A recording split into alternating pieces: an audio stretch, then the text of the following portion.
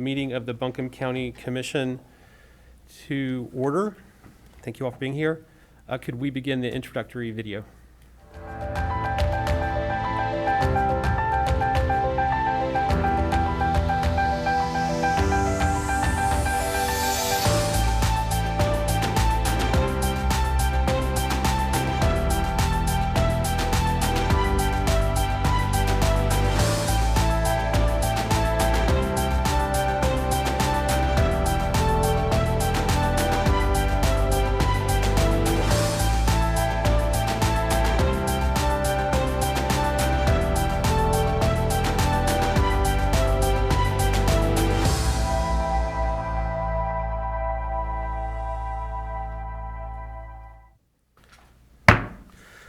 I'd like to call the August 4th, 2020 meeting of the County Commission to order. Thank you all for being with us. Let's begin our meeting with a Pledge of Allegiance. Please rise and join us in the pledge. Pledge allegiance to the flag of the United States of America and to the republic for which it stands, one nation, under God, indivisible, with liberty and justice for all.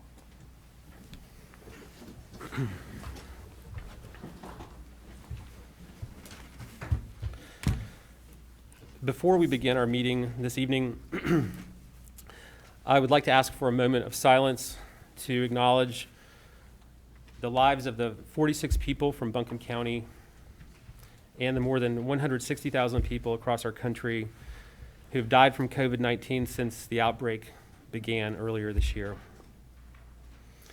We want to express our appreciation to all the doctors, nurses, and other healthcare workers who are working to help people heal from COVID infections and providing support to their patients and families.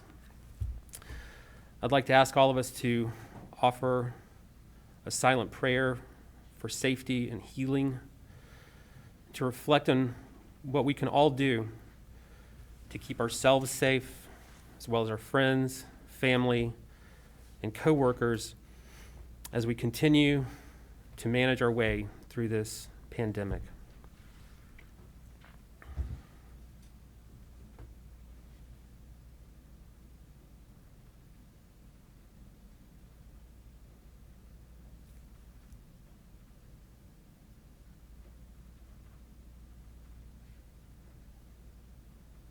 Thank you. All right. We have a couple of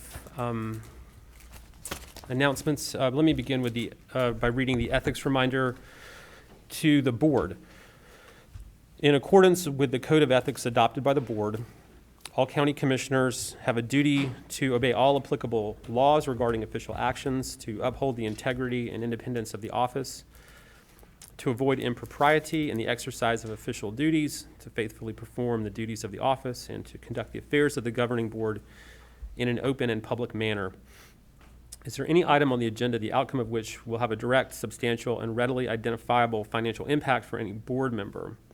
Does any board member have a financial interest in any public contract coming before the board today? Mr. Chairman, on our agenda tonight, we talk about some more funding from the CARES Act, and that is a grant from the federal government. And under the federal government guidelines, that money can be used for salaries. And some of that money is going to go to the fire departments in the county. So I've conversed with Ms. Hockaday. When we get to that item, I'd like to be excused, sir. Thank you very much. We will be happy to do that. All right. Any others? All right. Great. All right. Are there any questions about any items on the consent agenda? Mr. Chairman, I do have a question on the minutes. Yes. When it comes to the solar panel project, when we ask about the decision points that need to be made, I just want to ask the staff if that is working with the educational partners about getting some of that money back. That MOU will take care of that? Yes, sir. And it is spelled out in the minutes to say that? Yes, sir. Okay, thank you. Very good. Any other questions? All right. Is there a motion to approve the consent agenda and to follow the remainder of the agenda as published? So move. Second. All in favor, please say aye. Aye. Aye. Any opposed? All right. Before we go further, I'd like to ask Commissioner Amanda Edwards to share some information with us about a special guest we have with us. Thank you, Chairman. I am excited to introduce to you all this evening Alex Rapetsky. He is a rising sophomore at the Nesbitt Discovery Academy with a 4.4 GPA. Alex, maybe one day you'll be sitting up here with us. He currently lives in Fairview, enjoys playing chess, hiking, and engineering. However, Alex is with us this evening because he is with Troop 61 Boy Scouts from Arden, and he is working towards achieving his Eagle Scout badge. And tonight, he is here to work towards his communication badge. So he is going to be listening to us debate, present our sides and arguments on some specific issues that he will go back and write about. So it's a double badge, and you've picked a great meeting to be at, Alex. And once you obtain that Eagle Scout, joining only 4% of Boy Scouts, I invite you back so that we can recognize you for achieving that as well. Thanks for joining us, and good luck. And this is Alex, standing right here. All right. Alex, thanks for being with us. Congratulations on your great work. All right. We don't have any presentations or public hearings. So, Ms. Pender, do you have any items under the county manager's report? I do, Commissioner. I do want to take the time to introduce two of the new department heads working for the county. Earlier this afternoon, Stacy, if you'll come forward, I did mention Stacy Saunders, our new public health director. Stacy has extensive public health experience and comes to Buncombe County from Alamance County, North Carolina, where she served as the public health director. She's the president-elect of the North Carolina Association of Local Health Directors. She holds a master's degree in public health from Johns Hopkins University. She's well recognized across North Carolina as a leader in public health, and she has the technical and relation skills to lead our county public health program now and into the future. She's a native of Southwest Virginia and is looking forward to living in Western North Carolina. So welcome, Stacy. Thank you very much. Welcome, Stacy. We're so glad to have you on the team and in such an important role at this during this challenging time that we're all working through. So thank you so much. We're glad to have you here. Thank you, and thank you for the opportunity to serve you, HHS, and the people who call Buncombe their home, who work here, who learn here, and who come to visit us. So thank you for this opportunity. I look forward to working with you. And next up is Lillian. Lillian would oversee the combined Communications and Public Engagement Department with a focus on Buncombe's 2025 strategic plan, ensuring brand consistency and developing a culture of meaningful public engagement across the county. She's a native of Western North Carolina, and she's excited to return home. Most recently, she served as Director of Community Relations and Communications for Salem-Keiger Public Schools, the second largest public school district in Oregon. She comes from Buncombe County with more than 15 years of experience leading communications for large educational institution, government agency, and legislators. So Lillian Govis, her new Community and Public Engagement Director. Great. Thank you so Lillian, much. welcome. Thank you. It's really great to be home. It's a pretty great place. So we're glad you're back. Great. Thank you so much. We look forward to working with you. All right. Avril, anything else? That's it, sir. Okay. Fantastic. And Chairman, yes, sir. I know I should have said something at 3 o'clock there, and we run out of time. Public comment. What about tonight? I was just looking through here. Are you going to restrict that? And I would also like for us, if we could take time tonight to see if we can bring public comment back in person. And I can talk about it now, or we can talk about it later on, of how, I think we can, at the public comments at the end of our meeting, correct? So we can let our staff leave, everyone but the commissioners and county manager. I don't think we need anyone because we don't vote on anything. And do it kind of like the curbside deal they're doing. We can say approximately 7:30, we're going to start public comment at the end. And we can phone them and tell them and bring in. We got downstairs. So I'd like to just hear some other ideas because I'm getting so many calls of, they really would like to voice their opinion without someone else reading what they're wanting. So if Why don't we we- could yeah. bring that up, I would Why like don't to we- know. why don't we, if it's okay, if there's, without objection, why don't we just talk about it a little bit right now? Because we do need to, just kind of confirm what the plan is for this meeting, and we can Right. share thoughts about what the commission's wishes are going forward. So just as a reminder, I think our current policy is, no in-person comment. We made an exception for the budget hearing, but that's the only exception we made. So folks can email the county commission, they can leave voicemails with the county commission, and we will spend up to 1 hour reading the emails that we receive. The voicemails are transcribed, so we'll read those too. So I guess there's a couple of different questions. One is just, as Commissioner Presley's asking, do we want to continue to not have in-person comments, do it through some other form? One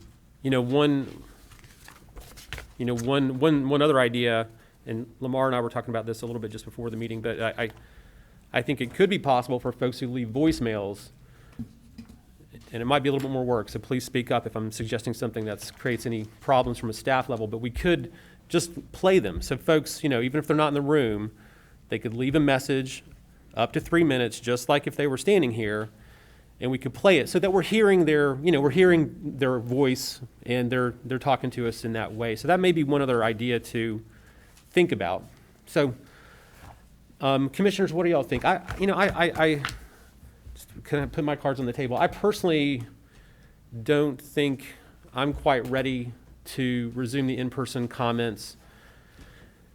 I want to get back to that soon, but I just feel like we have seen a lot of growth, as we just heard from our health director, health staff, a lot of growth in the COVID cases in our county over the last 45 days. It's been we've been way below the state average for most of this time, but we're looking a lot like the rest of the state, more so now than we were 30 or 45 days ago. So I feel like being really careful is very important. I don't think we need to let up on that at all. And this is just one measure of many that we've taken, but it's these crowded indoor environments where, a lot of this transmission does happen. And I know we do everything we can to spread out, but we are all sitting in these rooms for long periods of time. And that's also, I think the science tells us, is when you're in an enclosed environment for a long time, that's very different than, passing somebody in the hall, right?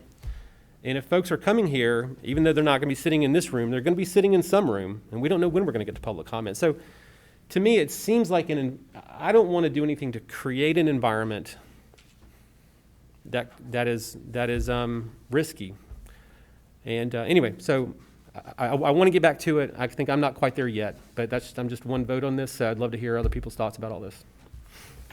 I would like to get back to it, and I think there's ways we could come up with a plan that would allow 10 people in this room and exit out one way and come in another way.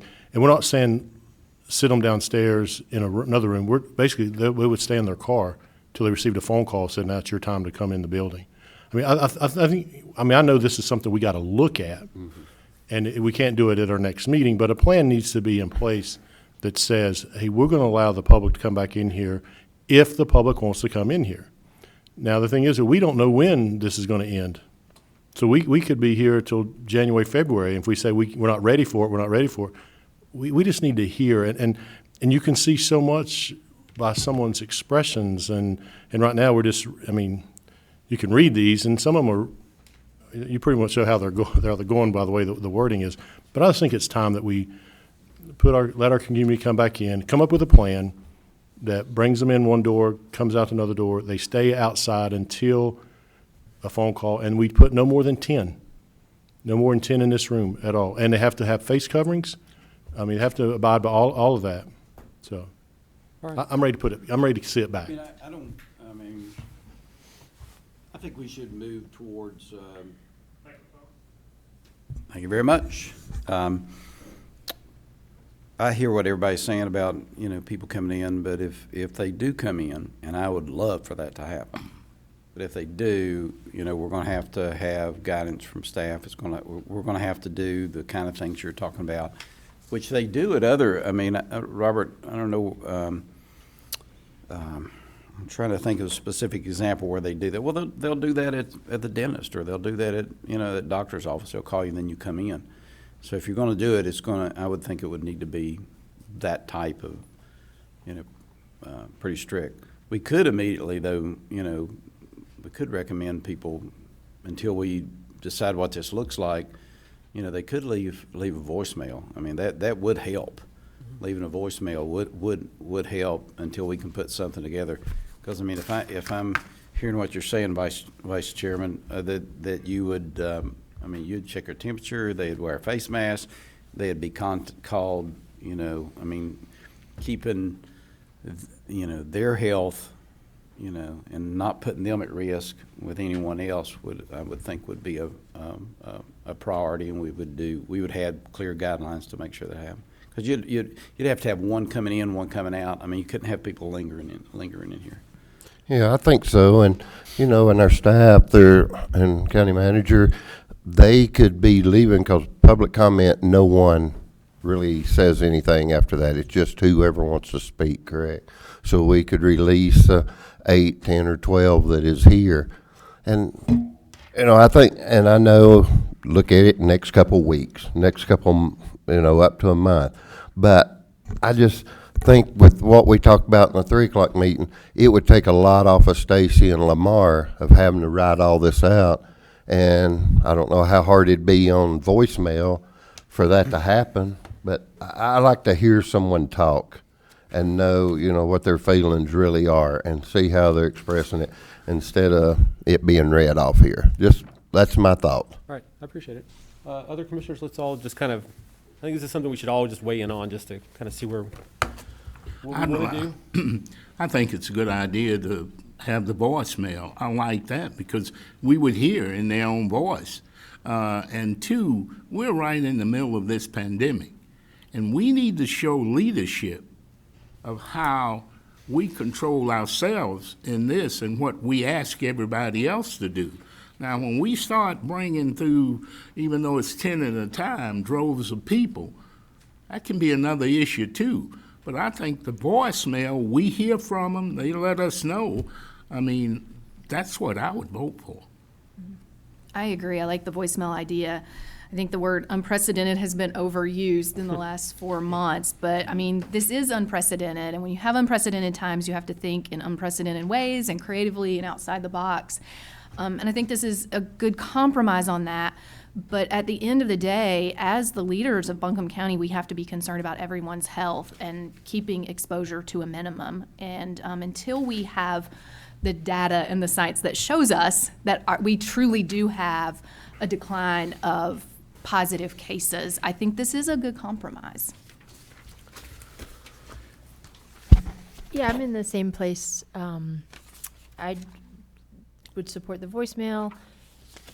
I don't know what the technology is, but Asheville City Council has been using a live call-in function. That seems like another thing we might explore, that kind of gets you a little bit closer to that in-the-moment interaction. As soon as it's safe for us to resume in-person public comment, I'm eager to, but I don't think it's safe right now. And I think it sends the wrong message about the kind of gatherings we'd be encouraging. So I also miss it. It's one of my favorite parts of our meetings, but it feels like one of the many hard things we're having to learn to work around and adjust right now. Yeah, I think, one thing I don't want to do is I don't want it to appear like we're trying to decide one over the other. I think the important thing from the Vice Chair suggestion is that we, it's hard to serve if you don't get, that connection with the public is something that's been difficult. I've missed some of that public comment. I've missed the in-person, but there could be some other ways to actually get the face, where we're actually seeing them, they're seeing us. There might be a way to do that. But Robert, I agree with you. I've missed it, and I think we need to figure out a way to make it a lot more available to the public for sure. All right, so appreciate everyone's weighing in on this. So what I'm hearing is that I think the majority is not ready to resume in-person comments, right away. I think everyone wants to see that hopefully happen in the not too distant future. Numbers are going in a good direction. Right. But there've been several ideas, the voicemails, maybe other ways of folks calling in. So how about this? Because I think everyone's comments reflected this. We do need to come up with a plan. So why don't we ask our staff to go ahead and prepare a plan for what public comment will look like because we're not just going to go from the way we're doing it now back to the way it used to be. There'll be some steps in between. So if the staff could kind of come up with some recommendations for us to look at for how to resume it. We'll still think some more about when to implement it. But I think I think the ideas that were shared about people staying in their vehicles and getting called up, things like that, that's a pretty good idea. So I like that. And so let's ask our staff to think about those ideas and kind of work up a plan for us to look at. Does that sound good as a next step? Yeah, I think just making a step forward, because, I'm sitting here, we got 18 people in here now, and we've got good safe distancing and everything, but I don't think we ought to bring 10 at a time in. I think one at a time coming in, but that's down the road. We got to go a little at a time here, but I think we need to be letting the people know we are thinking about bringing them back in here. I appreciate that. So good discussion. So just to clarify what we are going to do tonight, we have the comments that have been submitted. Our policy is to read them all or at least for an hour. If it exceeds an hour, then we won't continue reading them after that. I think these will be done in less than an hour. So I anticipate we'll read all of these tonight. And I'm going to ask some of the other commissioners to take turns on this. Chairman, let me ask you a Yes, sir. procedural question. Okay, since we had a discussion regarding opening public comment, shouldn't we acknowledge that that we added that to the agenda, that discussion, and that we did that by consensus? Yeah, that should be in the minutes. So I did ask, was there any objections to that? Because it wasn't on the agenda. So if anybody We're said, adding it to it. no, I don't want to talk about it, we wouldn't have done that under our policies. But Okay. yes, good point. All right. Before we leave this though, Lamar or Avril, do you have any other comments you would just kind of share with us relevant to this topic that you think we ought to be thinking about? Like what some ideas might be, or just any other insights you would share? We haven't discussed bringing it back in person yet, so we did talk about software where you can do the call-in.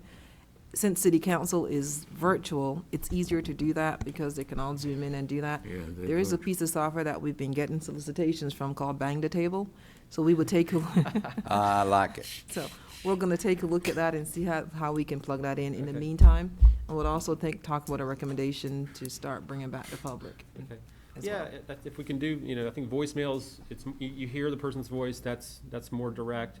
I don't know if there's other ways to record someone, like a Zoom, I don't know.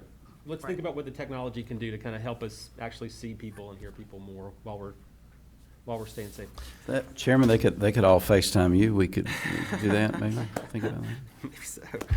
Maybe so. Okay. All right. So let's get back. We don't have any old business items on our agenda. So the first new business item is Jennifer Pike is going to help us out with this one, and the next one. First one's the annual tax collection settlement.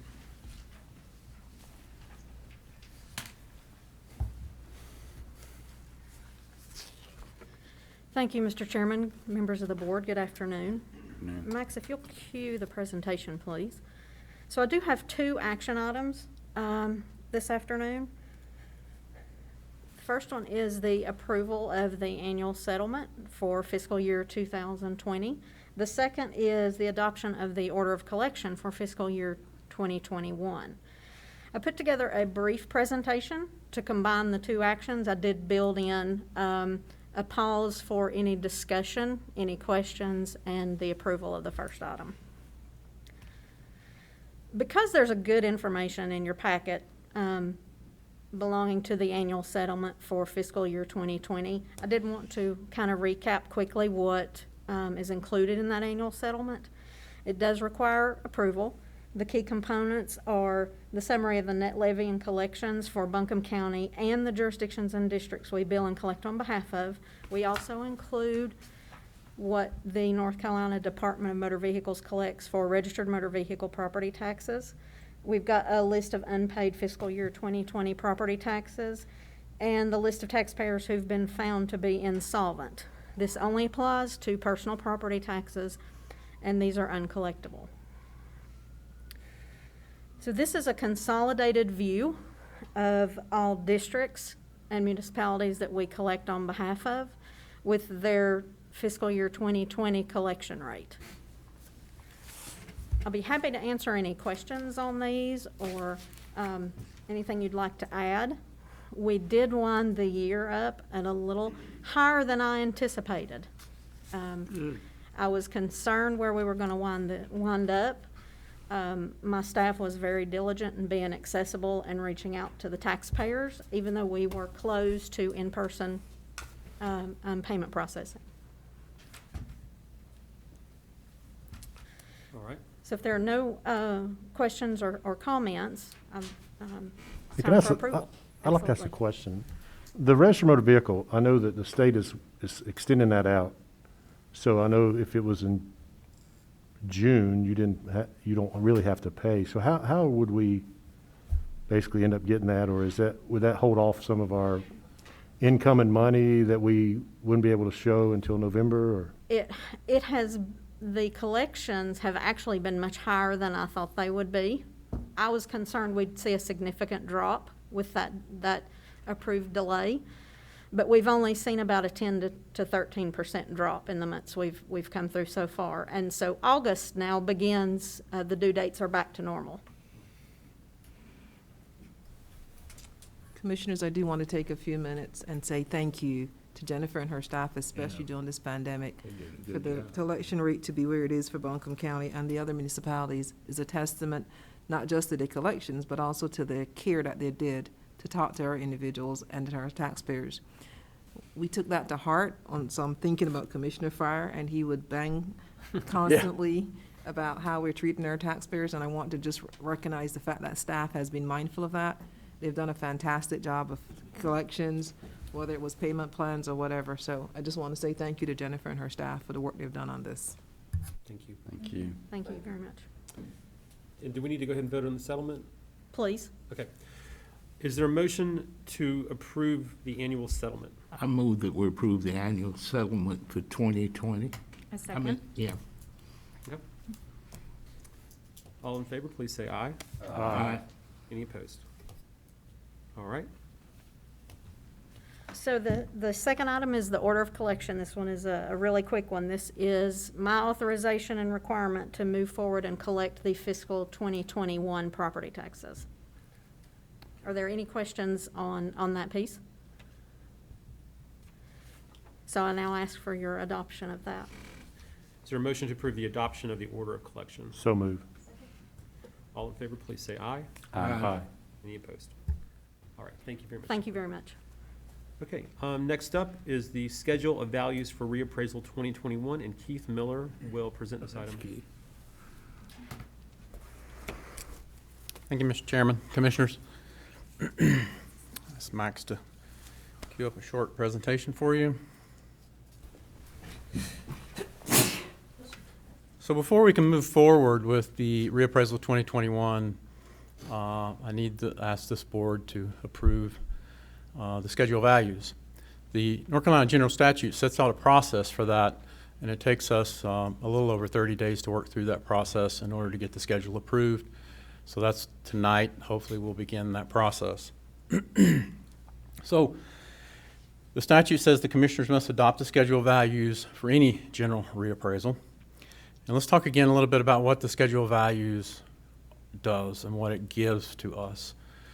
This is more like, we can call it a manual almost. It's a guide, and what's in this book sets forth how we value property for the next 4 years. This gives the methodology, definitions, rates, anything that a citizen may be concerned about or want to know how we do our job should be able to look in this manual and be able to determine that. That's what the manual is for. So the schedule of values will be used to value all property in the county from January 1, 2021 until the next reappraisal. The general statute says the assessor will submit this to the Board of Commissioners, and the Board of Commissioners must adopt the schedule of values for the 2021 reappraisal. The schedule of values assures uniformity in the appraisal process, and some people always come back to me and say, well, what do you mean by that? What that means is that in between reappraisal years, after this schedule is adopted, the assessor has no authority to change that. The assessor has no authority to value anybody's property out of this manual. Okay, everything has to be within the guidelines of this manual, and that's what keeps the uniformity for all citizens in the county, no matter where you live. The schedule of value offers the transparency into the process for all property owners, and we'll talk a little bit more about that in a second. So today, on the schedule, today, August the 4th, I formally present to this board the schedule, standards, and rules, which we also refer to as the schedule of values. I ask the board to approve and direct the clerk to advertise the public hearing and set the date for the public hearing. That's the action that I need from the board tonight, Mr. Chairman. Moving forward from that, the schedule, August the 5th, then the clerk will advertise the public hearing. We will conduct the public hearing. I am requesting on August the 18th. Then September the 1st, I will ask that the board approve and adopt the schedule of values. We will advertise the schedule of values then for 4 weeks and give citizens the opportunity to come forth and appeal the schedule if that's what they wish to do. From that point forward, after the schedule is adopted, then we get to the reappraisal. 2021, January through February, we will mail the new assessments to the citizens. February through April, we will work the informal appeals. April through May, schedule of values adopted to the, well, that's the wrong April through May, I'm sorry, pardon me for that. April, Board of Equalization Review convenes. March through April, estimate taxable values for all districts. June and July, establish the new tax rate that the Board of Commissioners will do. And in August, the tax bills will be mailed to the citizens with the new 2021 values. So the action request for the Commission tonight, set the public hearing for the Board of Commissioners regular meeting on August the 18th, 2020. Approve the advertisement of the public hearing starting August the 5th. And I can answer any questions about that you may have or about the schedule. All right, any questions? Not, is there a motion to schedule a public hearing on August 18th and to direct the staff to advertise the time of the public hearing on August 5th? Second. Further discussion? All in favor, please say aye. Aye. Any opposed? Thank you. All right, thank you so much, Keith. Okay, next up is discussion of the Farmland Preservation Plan and adoption of that plan.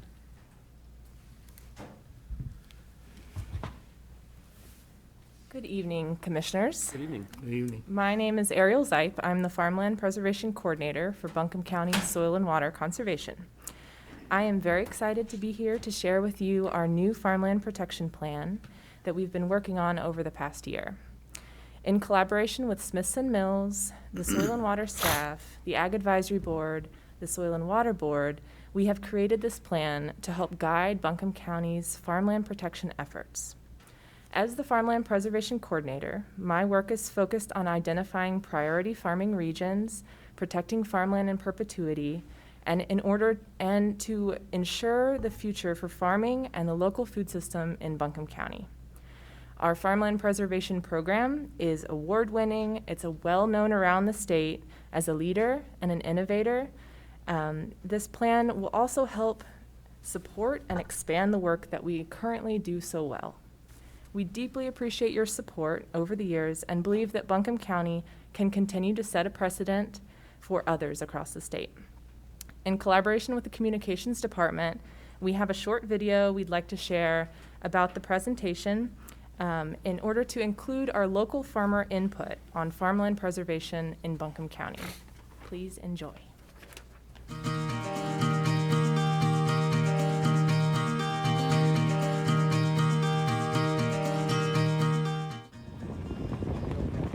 It was a dairy since 1957.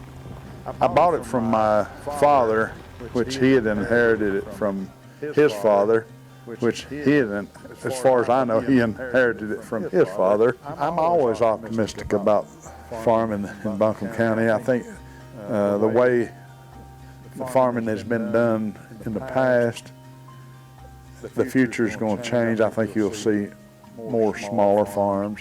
We'll see small fruits and vegetable farms and small livestock operations, which is nothing wrong with. It's just the way it is. Anytime that we can get some funding to conserve these farms, especially in the mountains out here, you know, everybody wants to live on top of the mountain with a view. And that's the drawback in farming in the western North Carolina in the mountains. You're trying to compete with somebody wanting just to develop the land, or lifestyle farms, I guess, has a lot to do with it. But if I were 20 years younger and knew what I know today, I would be looking for some of these farms for sale and trying to get some help to conserve these things and put some easements on them to keep them in farms. My parents bought this as retirement in 1965, bought the land, and we moved here in 1968. My dad was an airline pilot, and this land was burnt over with a forest fire at the time. It had been logged before the forest fire, and no erosion control in those days. This was the early 60s. So it looked like it was a wreck. So they really had to work hard, my parents did, to bring it up to status that they wanted to have a beautiful place to live at. Well, this community has changed quite a lot. Now that people are not as many farmers. We used to correspond with a lot of farmers in the area, but now it's more development. And so we have a lot more population of just people living in developments, not farming. Buncombe County Soil and Water offered me an opportunity to fence the creek away from the cattle and to dig a well for the cattle so they don't muddy up the creek. And our creek feeds a trout stream and eventually Cane Creek for the watershed.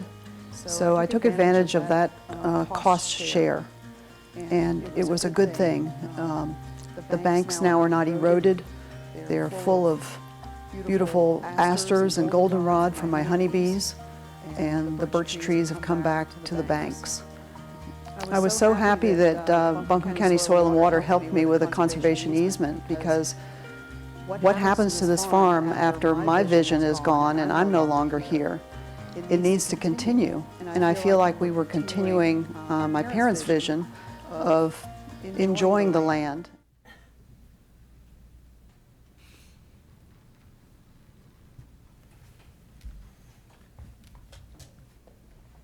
Good evening, Chairman and Commissioners. Good evening. My name is Terry Wells. I'm the Vice Chair of the Buncombe County Ag Advisory Board, and it's my pleasure to be here this evening on behalf of the Buncombe County Ag Advisory Board. I thank you for your support of our farmland conservation efforts, and I'm pleased to be here to introduce our new Buncombe County Farmland Protection Plan. Buncombe County is a state leader in farmland conservation efforts. We are pleased to know that you have prioritized our farmland preservation efforts within the Buncombe County Strategic Plan, specifically stating for a goal to preserve farmland and environmentally sensitive tracts. We continue to strategically prioritize the conservation of valuable farmland, and we must ensure that we proactively implement policies and support efforts not only to conserve farmland, but to also increase the economic viability of farming. A healthy, diverse, and robust farming and food economy is vital to our future. In 2019, the Buncombe County Soil and Water Conservation Board commissioned an updated farmland protection plan. This work updates our 2007 plan and documents programs in place to protect farmland, along with specific actions recommended for consideration by the county. Having this plan in place will also allow us to have a reduced funding match requirement for state funds used to purchase conservation easements. a significant reduction from 30% to 15% matching funds required, thus increasing our leveraging ability. In the 6 years that I have served on the Ag Advisory Board, the county has made a $557,000 investment in transaction costs that have been leveraged to bring in more than $5 million in state, federal, and private funds, as well as more than $4.5 million in charitable gift value from the landowners themselves, conserving more than 1,500 acres of farmland and environmentally sensitive tracts. We are well positioned to strategically conserve our best farmland and support new initiatives that will enhance efforts already underway. It is my pleasure to introduce Smithson Mills, who we commissioned to research and write this plan. Smithson is an agricultural economic development consultant with many years of experience in Western North Carolina, and Smithson also is a resident of Buncombe County. Smithson will present our proposed farmland protection plan and recommendations. Thank you for your time and consideration of this important work that will impact our county for many generations to come. Thank you. Thank you. All right, thank you so much.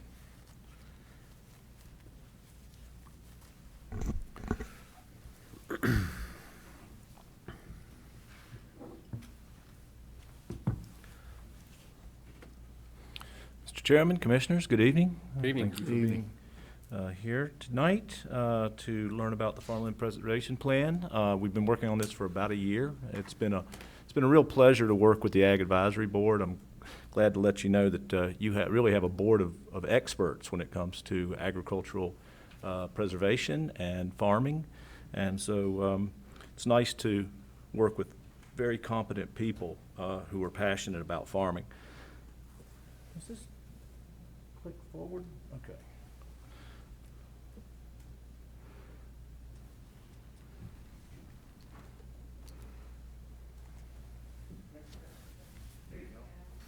Oh, okay. Well, the first thing people ask is, why should we do a plan? Well, the plans are highly recommended by the North Carolina Department of Agriculture and Consumer Services. The Ag Development and Farmland Preservation Trust Fund is a program at the state level that gives money for preservation, and by doing a preservation plan, it lowers our match requirements for state funds. But probably more important than that, it helps us to document the rate of loss and sets baselines so we can see how well we're doing going into the future about preserving farmland.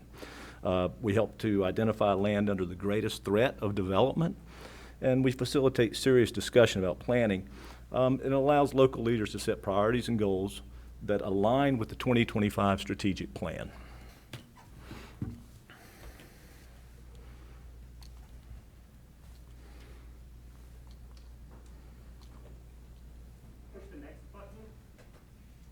Yes. Like right on where the next is. Okay. Key findings. I'm glad to report that Buncombe County has a robust set of tools for protecting farmland. Partnerships with local government, state and federal agencies, nonprofits, land trusts, and private landowners have served to preserve farmland that otherwise would have been lost to development over the last 10 or 15 years. Buncombe probably has some of the most proactive county policies on farmland preservation, especially for an urban area with a lot of population growth. And because of the programs that Soil and Water and the Ag Advisory Board have been able to implement, the amount of land in farming, in agriculture, has remained fairly constant since 2007. This is not something that you see in other large counties in North Carolina, and I can only attribute that to proactive policies and a good community that's dedicated to farmland preservation. Development pressures vary from moderate in the more remote areas, as you might think, to extreme near major transportation corridors in the city of Asheville. That said, the county still has areas that have strong agricultural characteristics, and you can see that those areas that you all represent all have viable farmland that needs to be preserved for the future. So the question is, what do we really want in ag, and why do we want ag in Buncombe, and what good is it for us? The first thing that comes to people's minds is local food for Asheville's food scene. That's not just a nice thing to have, it's an economic driver. People come to Buncombe County because they want to have the farm-to-table experience in our restaurants and our farms. It provides a view shed for Asheville's tourism industry. People don't come to Western North Carolina to look at housing rooftops. They come to look at open land. Agritourism is an economic driver for rural communities. It provides food resilience, clean air, clean water, and wildlife. And it, probably as important as anything else, it saves the county money, but it also makes the county money because we bring in outside dollars to help with preservation. A cost of community services study that has been done around the state. We haven't done one right here in Buncombe County, but the cost of community services basically shows that when farmland is preserved and is open, the county does not have to spend as much money on servicing that. So more open land means less expenditures. Residential developments contribute less in revenue than they require in government expenditures. Agricultural and open space lands contribute more in revenue than they require. Another big thing to think about is leveraging. The dollars that you put into farmland preservation are more than doubled through outside contributions and contributions of the landowners themselves. Over the last, 15 years, Buncombe County contributions have totaled a little bit over $7.5 million. That leveraged amount comes up to $14 million of outside sources. Landowner charitable gifts of $33 million. So the amount leveraged is $47 million from $7 million put in. That's a good return on the investment. This is forestry, agriculture, and hortland.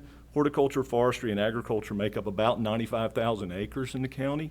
That has, again, stayed fairly constant in the last 10, 12 years, and that's good work.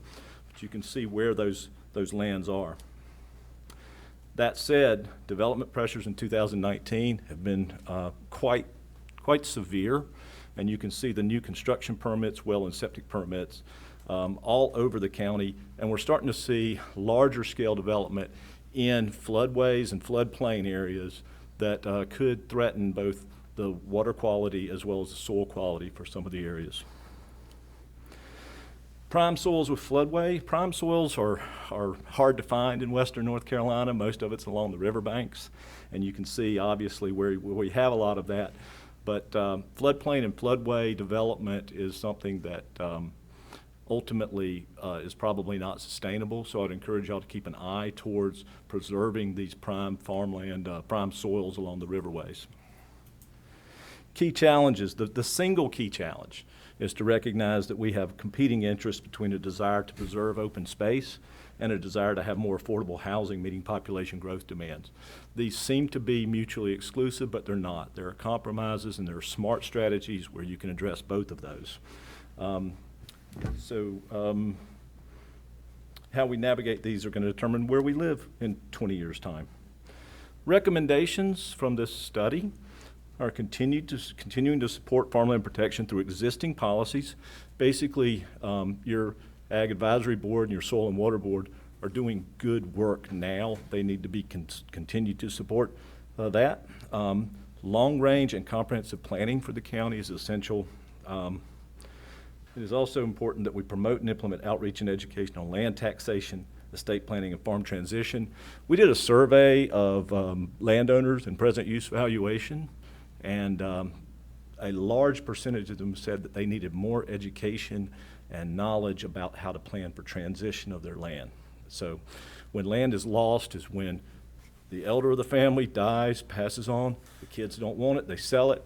They might not make all the right decisions that they could make if they don't have all the tools available to them. We promote the continued promotion of best management practices for conservation of land and natural resources.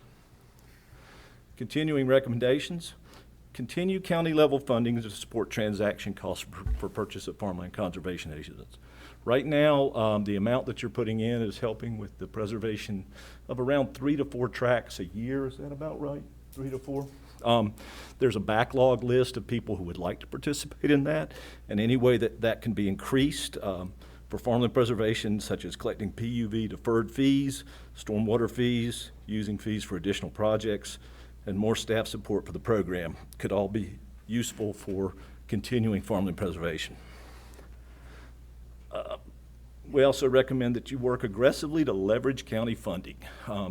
It's not, there's a lot of money out at state, federal, and private resources. It's a matter of knowing how to match your money with those monies, and you've got dedicated and competent staff that know how to do that. I encourage you to design and implement educational outreach programs to educate and inform visitors, new residents, and residents living in urban areas. One of the things that is pretty interesting is that you all are developing the farm heritage trails, I believe, and that's going to bring in a lot of tourism dollars, plus educate people about the importance of open land. And finally, supporting marketing and production training and strengthening support for agricultural economic development are all key to being successful going into the future. Again, this plan provides a foundation for the 2025 strategic plan. Environmental stewardship focus is important. Preserving farmland and environmentally sensitive tracts is a big goal of what you need to be doing. And I commend you for your dedication to farmland preservation in the county. Any questions? I have a question. Yes. Does this plan include all farms, no matter the size? What we look at are farms that are under present use valuation. And there are different sizes for farms based upon whether they're in agriculture, horticulture, or forestry.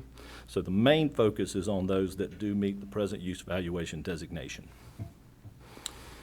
What's the minimum size for those? So like 5 acres or 10 acres, or there is some minimum size, right? 15. 5 for hort, which is the smallest amount. If you take out the Biltmore estate, the horticulture is pretty minimal. Most of it's either going to be in agriculture or forestry. And one thing to note is that we've seen a lot of the older landowners move from agriculture designation to forestry designation because it's easier to maintain that when you're in your elder years than to be. Farming is hard work. It's not necessarily something people want to do when they're 70 and 80 years old. But we are trying to help. Yes, sir. Help those smaller farms as well. Oh, absolutely. Okay. Yeah, and those farms that are smaller, that are beneath that PUV level, they're still accessing support from Soil and Water and Cooperative Extension. Okay. Thank So, to that point, I think in it's 50-some pages, and I read every bit of it, but which is it's a lot for me. But my understanding is that the number of farms are pretty much constant. They're smaller. We have more smaller farms than we used to, but we still have the same amount of. From 2007 until now, we've kind of done well and maintained a good level of farmland in Buncombe County. And I know that this was one of my one of the things that really concerned me, in Buncombe County, coming here in 1980 and seeing the growth. And you said it well, that when people are traveling in the mountains, no matter where they're at, the view they want is not a view of a bunch of houses. They want to see Sandy Mush, Hominy Valley. They want that's what brings them here. Had a conversation a little bit before. We was talking about restaurants and people that eating here, which we need that, and that's all well and good. But if we didn't have the mountains, they may or may not be here. And these mountains and the bowls, the uniqueness of the bowls that we have, we need to protect them. So I'm glad that this is part of our strategic plan. We were all very serious about it. We wrapped our arms around it, and that we intend to do what we can in a practical way to make this happen for Buncombe County. So it's great information. I appreciate y'all bringing it. Thank you very much. Great. Smithson, thanks so much for the presentation and everyone else who's been part of this. Is there a motion to approve the plan? I'll make a motion. Second. Any further discussion? The only comment I'd make, I think this is great, is, when we're not in a budget cycle right now, but as we go into the budget cycle in the future, I think one of the most important recommendations we really do have to look at is the financial investment part of this, in terms of, this conservation easement program we have in Buncombe County. It is a great program. It's been so successful in conserving so many of these properties. And when we preserve it, unlike land use policies and things like that, the landowner makes the voluntary decision to permanently protect their family's land for the future. So, and I think as the presentation shows, the funds that we've invested have been so useful in terms of leveraging a lot more funding. So I think it's been very impactful. But if we want to do more of this, then trying to find a way to put some more funding towards that, I think, is one of the things we're going to have to really try to do as we look at this in the budget process. So, all right, any other comments? I just want to echo that. Looking at preserving farmland is actually something that is deeply personal to me and my family. That my husband, as many of you knew, grew up on a 300-plus acre farm, and we were not in a position when the family was ready to sell it to be able to purchase that. So it was lost. So I'm really want to focus on helping those who want to preserve the land, keep it in the family so they don't experience the sadness and the heartbreak of losing something that you grew up with and that is incredibly meaningful to you and is such a part of your life. I'm also really intrigued to dig in deeper with y'all, particularly from the affordable housing perspective and how we can really mesh these two together to support all of Buncombe County. I see where it can be competing, but maybe there really are some ways that we can develop that synergy where it really comes together under those two. And the last thing I'll say, I think one of the things I'm saddest about is that we have had to put our comprehensive land use plan on hold. So I'm pleased that we have this as, I'm calling it a bit of a stopgap until we can pick that back up. But I do want to really continue to advocate this, particularly as we are able to pick up that comprehensive land use plan. I think this is really important for Buncombe County, and I thank y'all for the work that you've put into it. So Commissioner Edwards, I just want to hop on one of the points that you made, and so that maybe staff as we look forward in preserving these farms and making sure we don't have conflict with affordable housing. I think something that happened. I think it even happened. It happened out in Leicester. You know, when the difficult decision that was made where the highway was expanded, you know, to Leicester, and it really split that community in three different ways. But what we have to be careful of is that when that happens, and then that expanded that view, if you went out there before and then it opened it up and there was those mountains, well then that's on a commercial highway, and then the way we've written our policy, you know, someone could come in there on a farm just because that opened up and they could stick a you know 4 or 5 story you know affordable housing, and affordable housing would be good, but not necessarily there, and it could displace a farm, you know, out particularly in that area. I just you know think of that because I actually think it happened. I think it happened a year or two ago. So yeah, it's a good point. Yeah. All right, all in favor of the motion, please say aye. Aye. Aye. Any opposed? All right, thank you all for your great work on this. We look forward to working with all of you to help implement it and make it effective. Okay, the next item on the agenda is a resolution regarding the Blue Ridge Road Interchange Project I-4409. And as folks will recall, some of the members of the Black Mountain Town Council asked us to consider this. We've supported this project in the past as well. But Tim Love will present this item. Good evening, Commissioners. Good evening. So this evening, I'll be brief on this presentation. I'd also like to introduce Josh Harold, who's here representing the town of Black Mountain as the town manager. We'll ask Josh to say a few words, but I'll get us started. So this evening, we're asking for your approval of a resolution supporting the Blue Ridge Road interchange, and that's pretty much it. The resolution's in your packet. This resolution was approved by the Black Mountain Town Council on July 13th of 2020. To help orient y'all as well as the public, this is a quick map. This is the only slide you'll get from us today, but it shows kind of where we are. So you can see Interstate 40. Above that, you can see US 70. The Blue Ridge Road is right there in sort of the center of the map, and then we have sort of an inset that shows you what the proposed interchange would look like, and you can see the clover leaves there. A few other items to sort of orient you today. On the far left, the red 1, or the circle with the 1 on it, that's the Ingalls Distribution Center. It's a really large property that I'm sure you're familiar with right off of US 70. Additionally, with the 2, that's the Black Mountain Commerce Park. And so a lot of investment in that community over the years, and is the future site of the Avatum facility.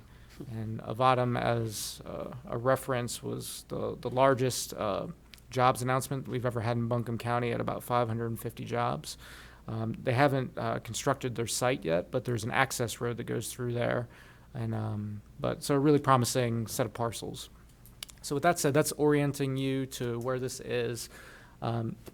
I'd ask, Josh, is there anything you'd like to add related to this interchange, the benefit to the community, anything of that nature?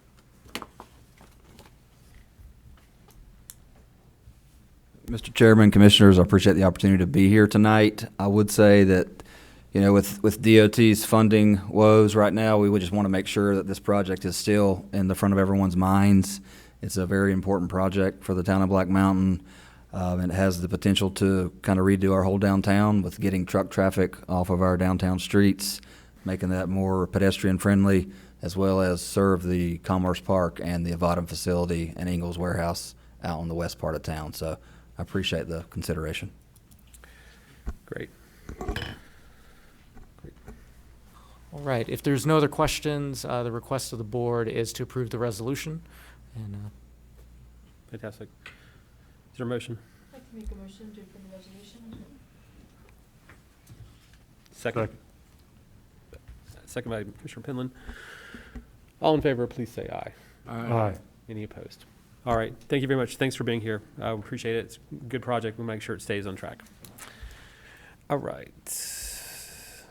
All right. Next up is a resolution declaring racism a public health and safety crisis in Buncombe County, and DK Wesley is going to explain and present this item. Good evening, Commissioners. Just want to give you a brief introduction to this item. At your July 21st Commissioners briefing, staff provided you with a significant amount of detail regarding historical perspective as well as relevant data to support a resolution to declare racism a public health and safety crisis in Buncombe County. That included a commitment to eliminate racial disparities, not only in health and criminal justice, but also in the critical areas of education, wealth, planning and development, housing, community engagement, and also an important examination of our internal policies. That includes things like staffing, human resources, finances, and purchasing. So you all gave significant amount of time and discussion to that resolution on the 21st. And so at this time, I'd just like to open it up to any additional discussion and consideration. So I'll turn it over to Chair Newman. Sure. All right, Commissioners. Any further discussion on this item, or is there a motion? I'll make a comment and then I'll move. I'm gonna move for approval. We did have a lot of conversation around this, and I'm grateful to approve it. And I'm also look forward to the work that staff will do and bring back to us. I believe that we have the commitment as a board and the commitment within staff and the community to be able to work towards some positive solutions around this subject. And so I'm happy to support it tonight. And you said that's a motion? That was a motion. All right, second. All right, there's a motion and a second. Further discussion? Just like to thank staff as well as the members of both the HHS and JRAC boards for their work on this, and feels like an important step forward for us to be coming together as a community to name racism as a crisis it is, and make sure we're attending to it every way we can. So thank you, Commissioner Belcher and Penland, for the motion. I look forward to supporting it. Right. Great. There's no further comments. All in favor of the motion, please say aye. Aye. Any opposed? All right, thank you, DK. The next item on the agenda is the establishment of the capital project fund for the solar project that was approved at the last meeting, and thank you for being here to present this item. Good evening. Good evening. Yes, we are establishing the capital project ordinance for the solar project. Last meeting, you folks approved the awarding the contract to MB Haynes in the amount of $10,283,136.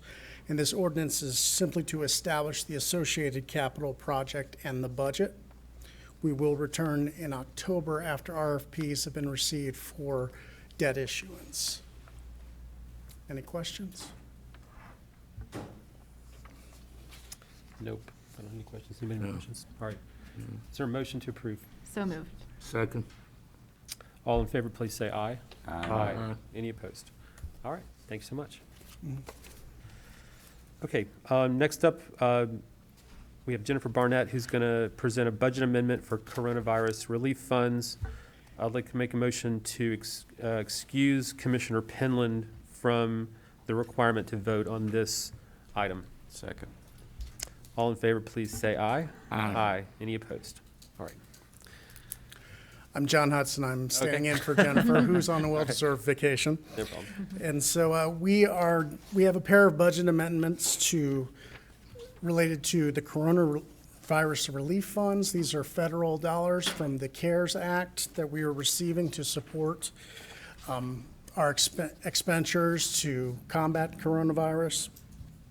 And so two things are happening here. The state has asked that we put these dollars in a special revenue fund. We received about $3 million that Buncombe County was using, $2.9 million in the first round of this funding. And there's about $197,000 left of that funding, which one amendment is moving those dollars forward to the grants fund. And then we have a second round of funding of $5 million, of which about $1.65 million we will be offering to municipalities and fire districts based on the same ad valorem distribution method as we did in the first round of funding. In your documents, you can see the fund amounts we'll be offering for distribution to those municipalities and the fire districts. We did spend almost $2.8 million of the first round of funding. Like I said, I thought that there might be questions about how those dollars were spent, so I came with some information about how we expended those dollars.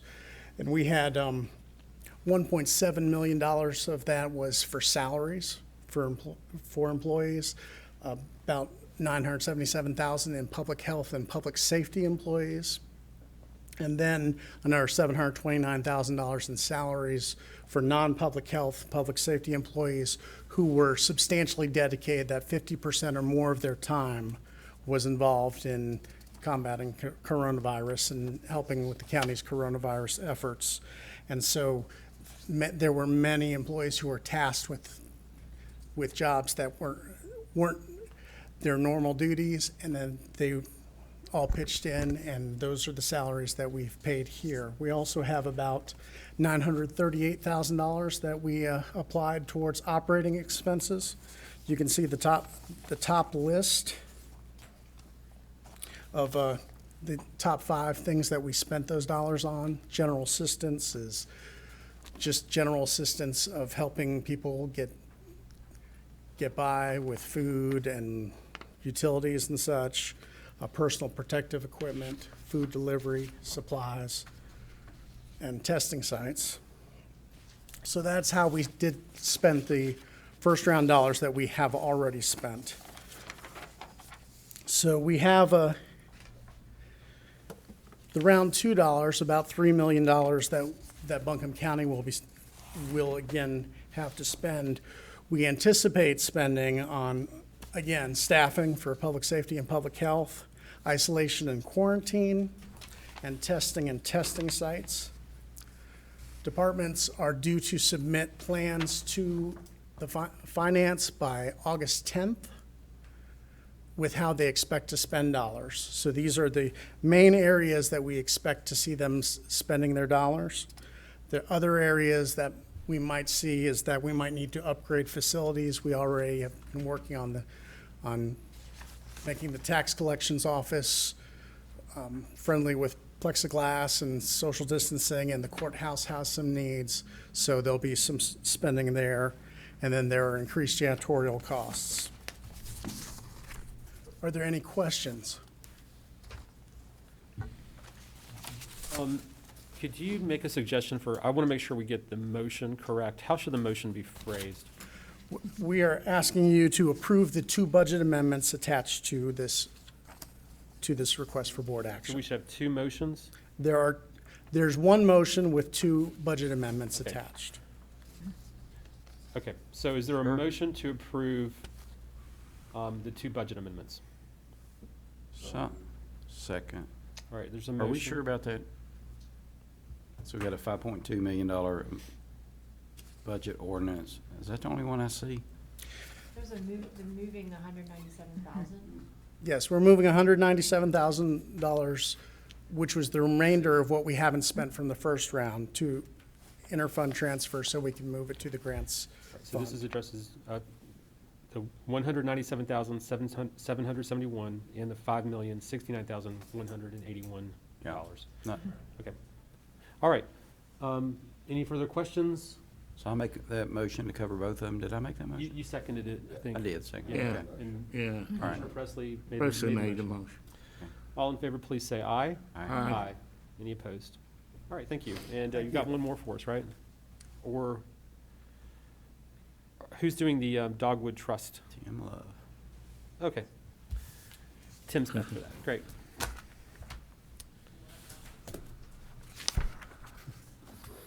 It's back. Good evening. Good evening. This evening's Stuff in. presentation is about the Dogwood Health Trust and specifically a census incentive grant. To get through the presentation, though, we're going to use a few slides because we want to use this as an opportunity to explain to you kind of what the grant's about, but also where we are related to the census. So our agenda today, overview and request, where are we with the census, and then just want to show you some of the materials from the census campaign. So in terms of our overview, just want to take the opportunity to remind you that census counts in Buncombe County will result in additional federal funding as well as political representation for Buncombe County. It's estimated by George Washington University that each person counted is worth approximately $1,600 in federal aid for programs like Medicaid, Medicare, school lunches, highways, and disaster relief. So there's tangible dollars that come to our community based on census counts. To support the increased count of the census, the Dogwood Health Trust, or DHT in the slides, is supporting efforts to increase counts across the Western North Carolina region, so the 18 counties that they support. One way that they're doing this is through incentivizing and granting $1,000 to counties for every percentage point that they increase the count between now and the time that the census is completed, which was supposed to be the end of October, but is now the end of September, and we're going to talk about that a little bit more. Additionally, Dogwood is working with local nonprofits to incentivize those nonprofits to administer and facilitate the counting of folks, but that's a separate grant that does not relate to what we're doing this evening. Our estimates are that the grant will be between $10,000 and $20,000. And we will only spend these funds after we've received them. So we're not going to spend until the funds are received to us, which will occur on a monthly basis. The requested action for this board is to accept the grant and to approve the budget amendment. That budget amendment, I'll ask John to come up and speak to it if we need to, includes a placeholder amount that we'll refine and we'll adjust as we go forward, but we needed a budget amendment to accept the grant. As I said earlier, we're not going to spend any money until we have the money in hand, so we don't worry about overspending. With that said, so where are we? This is a map that shows you a lot of information about what's going on in Buncombe County related to the census. Each of those shapes indicates a census district. Depending on the color, that indicates kind of how good we're doing with our count. So you can see sort of on the periphery of the county edges, that sort of tannish color, that indicates an undercounted area. So areas like Broad River would be a good example. Within sort of the center of the county, certain areas within the city of Asheville also undercounted. Our overall count is right at the top in the middle, and that's a 58.9% count as of last Friday. The thing that I'd like to share with you, though, is this is a self-response rate.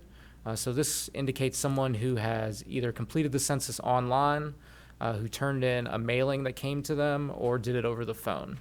This does not account for any of the traditional census, quote-unquote, door knockers, who we're all familiar with, the folks that come to your house and ask you to complete the census.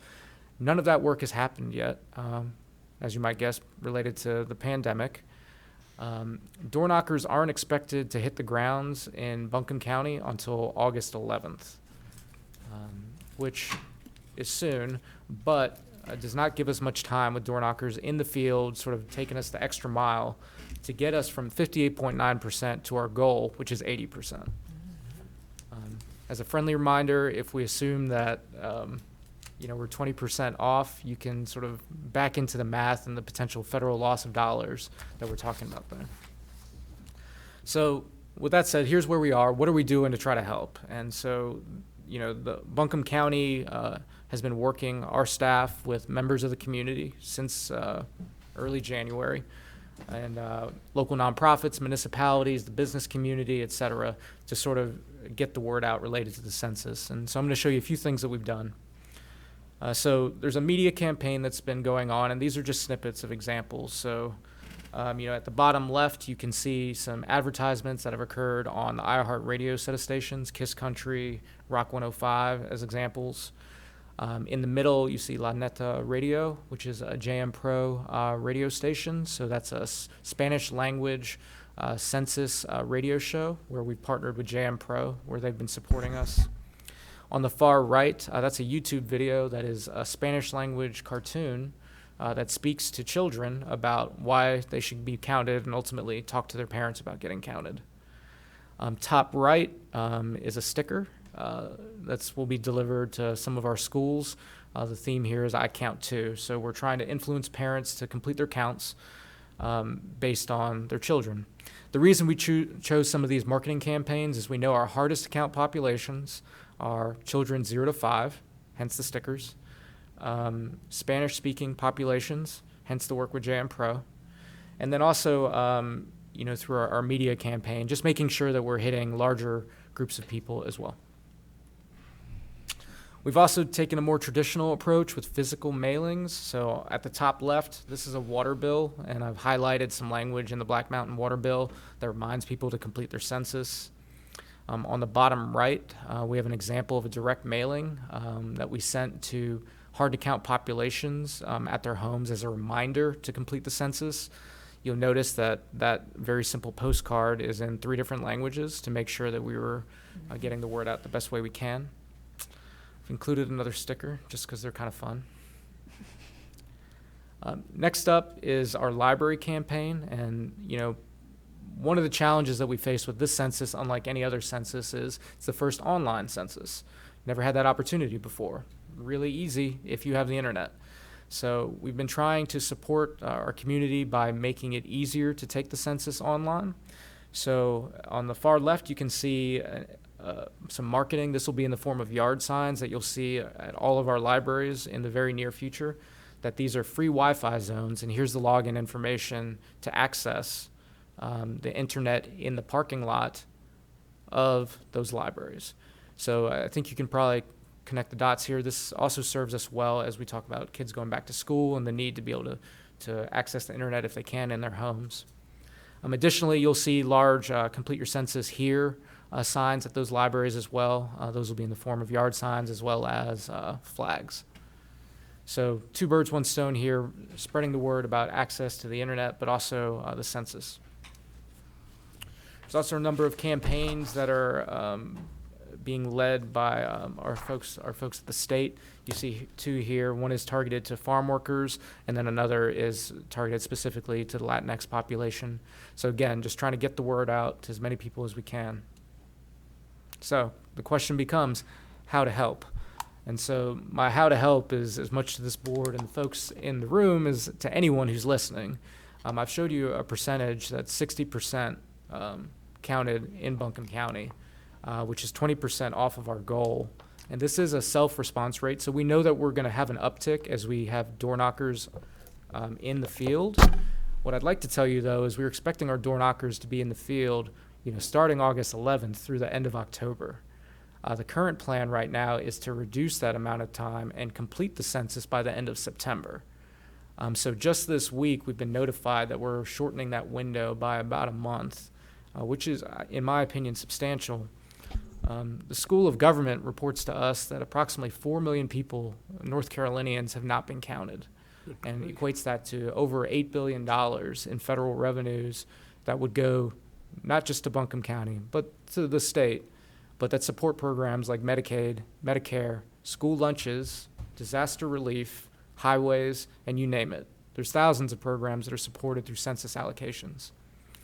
So the question is how to help. And so for y'all, my request is that you tell everyone you know. If you haven't already, post on Facebook, send an email. If you TikTok, do that. Instagram, whatever works.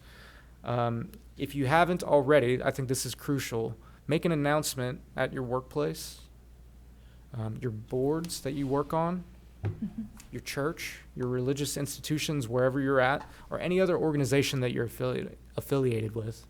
This is my ask of the board, but it's also my ask of everyone that's listening, because every one of us has the ability to influence someone to take the census. It literally takes 10 minutes. I did it online, and it's very quick. It's quick.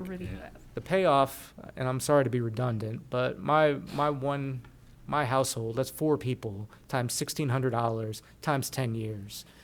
It's just a really substantial amount of federal funding for these critical programs like Medicaid, Medicare, school lunches, school breakfasts, relief funds. I mean, it just goes on. I'd also tie it back, and I'll start to wrap this up, to our coronavirus response. When the CARES Act came out, it was actually mandated at the Treasury level, Department of Treasury level, that those dollars would be allocated to communities based on census counts. So this isn't just us making up numbers. This is the truth. It was in statute. So please take a look at the slide. I'd ask all of you to consider how you can sort of help us get the word out on this super important initiative. I'd also ask you to consider what I've said about the shortened timeline related to the census, and consider consulting with others in leadership positions that you may know at the state level perhaps. But from there, I'll wrap it up. So that's kind of our quick nutshell on the census. If you have any questions about the response, the grant, what's going on, I'm glad to share. Tim, thank you. The grant program sounds great. I apologize, I had to step out for a second, but can you clarify why the timeline was shortened? What happened? That's a great question, and we don't have a lot of visibility into that. Okay. It was just from the director of the census, just Federal decision. Federal level. Okay. I thought it had been extended. It had been. Okay. And then it was rolled back. That's right. Understood. Yep. Okay. And so it was extended due to the pandemic, obviously. But then this week, we've been notified by our partnership specialists that that deadline has been rolled up. Thank you. Tim, do you know if the city of Asheville's putting this on their water bill when it goes up? We're working with them on that, but that is an action that they have agreed to take. Okay, and is there any other way, because I know some parts of our county, I mean, the library may be, well, like Broad River, the library's in Black Mountain. Is there any other way that we could do something that they wouldn't have to travel so far to get, because they may not have internet in Broad River. Matter of fact, I know some of them don't, which is another conversation. Absolutely. But what else can be done to get that? Because I look at this and I don't listen to the radio. So is this message getting out to the citizens? That's right. And so we've started well, I shouldn't say this. Throughout the process, we established subcommittees that are based around interest areas. So we've got sort of an education subcommittee, as an example. We also have an unincorporated subcommittee, which is led by someone in the audience, Terry Wells specifically. And those groups have been sort of working in those communities to get the word out. To give you examples, our community centers that are not government owned are all participating in a program to get the word out. Oh, good. Additionally, I would say many of our fire districts are working specifically in Broad River. The fire chief there is working with the Black Mountain Chamber to sort of host an event. But we continue to work with, in particular with our fire chiefs, because especially in the unincorporated areas, their word certainly carries some weight. So. Great. Is there a motion to approve the grant and the budget amendment? Sorry. Is there a motion to approve the grant and the budget amendment? I'll make a motion. I'm sorry. Go ahead. I'll second it. All in favor, please say aye. Aye. Aye. All right. Thank you, Tim. Appreciate Thank you. Okay. The next item on the agenda is a resolution to support community reparations for Black people in Buncombe County. And I'm going to ask Commissioner Jasmine Beach Ferrara to start us off on this item. And Commissioner Edwards will join me as we are actually reading from the resolution. Before we begin reading the text of the resolution, just a few comments to start the conversation, and thank you to everyone in advance for being part of this conversation. To me, in many ways, this resolution feels like a natural and necessary companion to the resolution we just passed 7-0 a few minutes ago, naming racism as both a public health and public safety crisis. I think naming it as such is a really critical step in the moment we're in. And the other piece of that is talking much more honestly and forthrightly about how we came to a time in 2020 where racism continues to be such a crisis. And that story really starts with the earliest days of the colonies and the earliest days of our country and our community. Black people in America have been calling for reparations for centuries. And although there have, at various times, been moments where there's been response to that call, on the whole, we haven't yet as a country responded in the way that I believe we have an opportunity, but also an obligation to do so. There are some votes where I pray a lot more beforehand, and this is one of them. And as a minister in particular, I've thought a lot about what my faith teaches me about sin and atonement and how you try to make amends in those moments. And also what it teaches us about the work we need to do to repair those breaches that happen. And I think as a community, as a society, that is what I think we're being called to do in this moment, is to speak more honestly than we have, to apologize for sins of the past, to name sins of the present, and to get very serious in our souls, our spirits, our heart, and with the resources available to us as a community about repairing that harm. So it is in that spirit that I want to bring this resolution forward. There's been a lot of work put into this, a lot of dialogue and conversation. I think this is a step that our community is ready for. The city of Asheville, of course, passed a resolution to establish a commission focused on reparations on July 14th. And this resolution would have us, the county, joining in that and also apologizing and talking really specifically about the legacy of racism and slavery within Buncombe County. I think it is a step we're ready for, and it is my greatest hope, and it is certainly my prayer, that this is a step that moves us towards the important work we need to do to repair harms, to heal, and to find a way together as a community. So with that, I will begin reading, and Amanda and I will, Commissioner Edwards and I will go back and forth, and then look forward to hearing, obviously, what other members of commission have to say. A resolution to support community reparations for Black people in Buncombe County.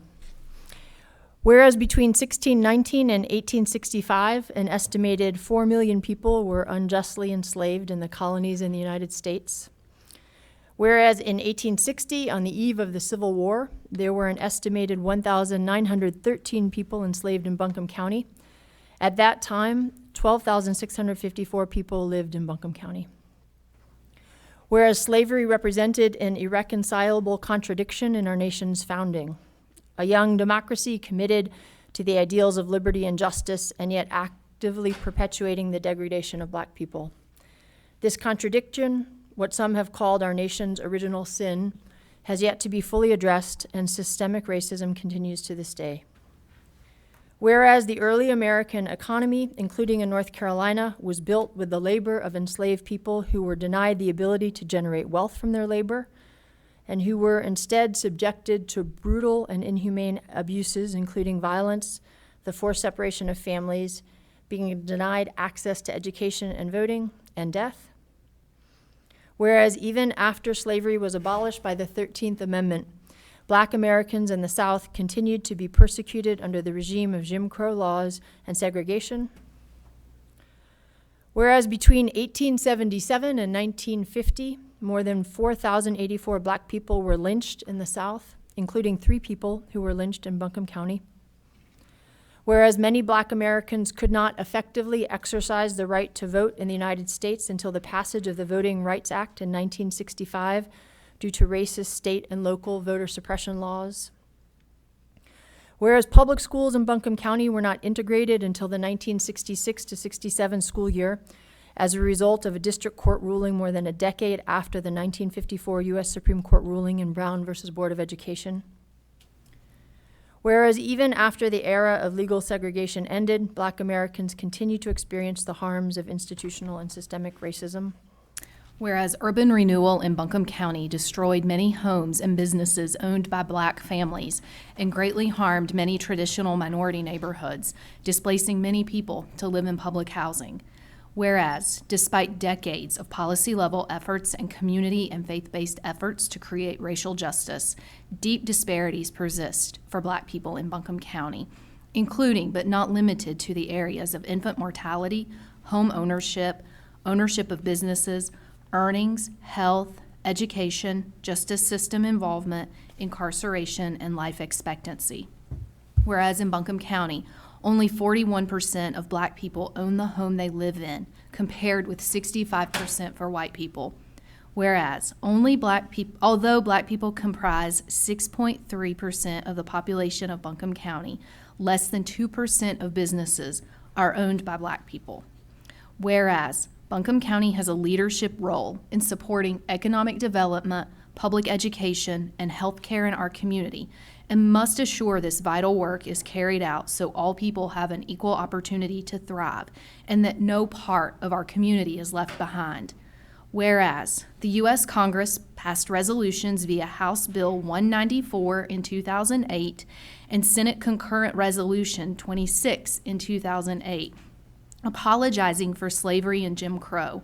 However, our country has not yet made reparations for these harms, which have now passed through generations of Black Americans. Whereas the United States has made reparations to other communities who experienced human rights violations and systemic racism, including Japanese Americans who were interned and their descendants, to Pueblo Native Americans in 1924, Navajo Hopi Native Americans in 1950, Alaskan Native Americans in 1971, Seminole and Chippewa Native Americans in 1985, and Ottawa Native Americans, all via acts of Congress supported by Presidents Coolidge, Truman, Nixon, and Reagan, respectively. Reparations have also been made to descendants of survivors of racial terrorism and massacres targeting Black people in Rosewood, Florida, and Greenwood, Oklahoma, through acts of their state legislatures in 1994 and 2001. Whereas on July 14th, 2020, the City of Asheville passed a resolution to create a local commission to make recommendations about how community reparations can be made, and has invited other local governments to participate. Now, therefore, be it resolved by the County Commission of Buncombe County. The County Commission of Buncombe County apologizes to the Black community, including descendants of people who were enslaved in Buncombe County, and seeks to make amends for Buncombe County's participation in and sanctioning of the enslavement of Black people. apologizes to the Black community and seeks to make amends for Buncombe County's enforcement of segregation and racist discriminatory policies and practices during that era. Apologizes to the Black community and seeks to make amends for Buncombe County's participation in an urban renewal program that harmed multiple successful Black communities. Will appoint representatives to and fully participate in the new Community Reparations Commission that the City of Asheville is creating. Calls on other organizations and institutions in our community that have advanced and benefited from racial inequity to join in these steps. Calls on the U.S. Congress to pass House Bill 40, which would establish the Federal Commission to study and develop reparations proposals for African Americans, which would examine the legacy of slavery and discrimination in the United States and make recommendations to Congress to address their lingering impacts. Calls on the state government of North Carolina to complete a parallel process. Directs county staff, including the newly formed Equity and Inclusion Work Group, to continue prioritizing racial equity in the implementation of the Buncombe County Strategic Plan, including but not limited to the urgent following priority areas for Black residents of Buncombe County: expanding access to quality early childhood education and taking other steps to reduce the opportunity and achievement gap in the local public school systems, increasing Black home ownership, business ownership, and other strategies to support upward mobility and build generational wealth within the Black community, reducing health disparities, including infant mortality, reducing racial disparities in the justice system. Directs county staff to update content on www.buncombecounty.org about the history of Buncombe County to include references to enslaved people who lived in our community, and directs county staff to provide, at minimum, biannual updates to the County Commission on the impact of strategies being pursued through the strategic plan on reducing racial disparities in Buncombe County and on the progress of the Community Reparations Commission.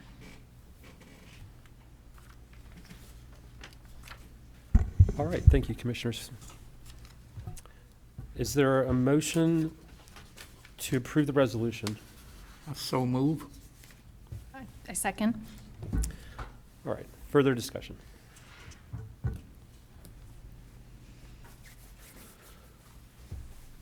I'll make a few comments. I've been thinking about this issue a lot as well over the last several weeks in particular, since this specific conversation has kind of come to the forefront in Asheville and Buncombe County. And so I just, I wrote down a few thoughts about this. I'd just like to read a brief statement kind of outlining my reasons for supporting the resolution. I think it's interesting that in the community conversation that we've been having about the issue of Confederate monuments on public land, we sometimes hear from those who support preserving them in place that we have to remember our past. Yet when we talk about the idea of community reparations, we oftentimes hear people say, slavery happened a long time ago. It's not relevant anymore, and we should focus on the future.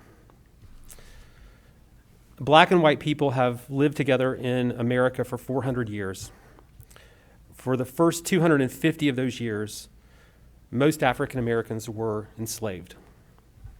For the 100 years after that, racial segregation and discrimination were central to our nation's legal framework. Black people who worked for change faced violence and often death at the hands of whites who were determined to preserve their dominant position in our society. That legacy of 350 years of institutionalized slavery and discrimination are still with us today.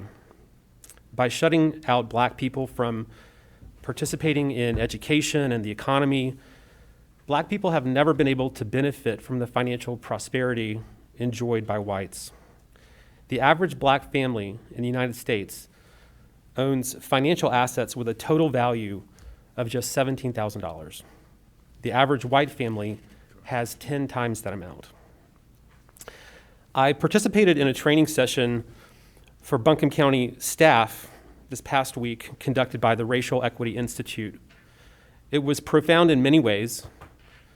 One of the insights that I took away is that the common perception that racism is simply a result of people being uneducated is really not correct.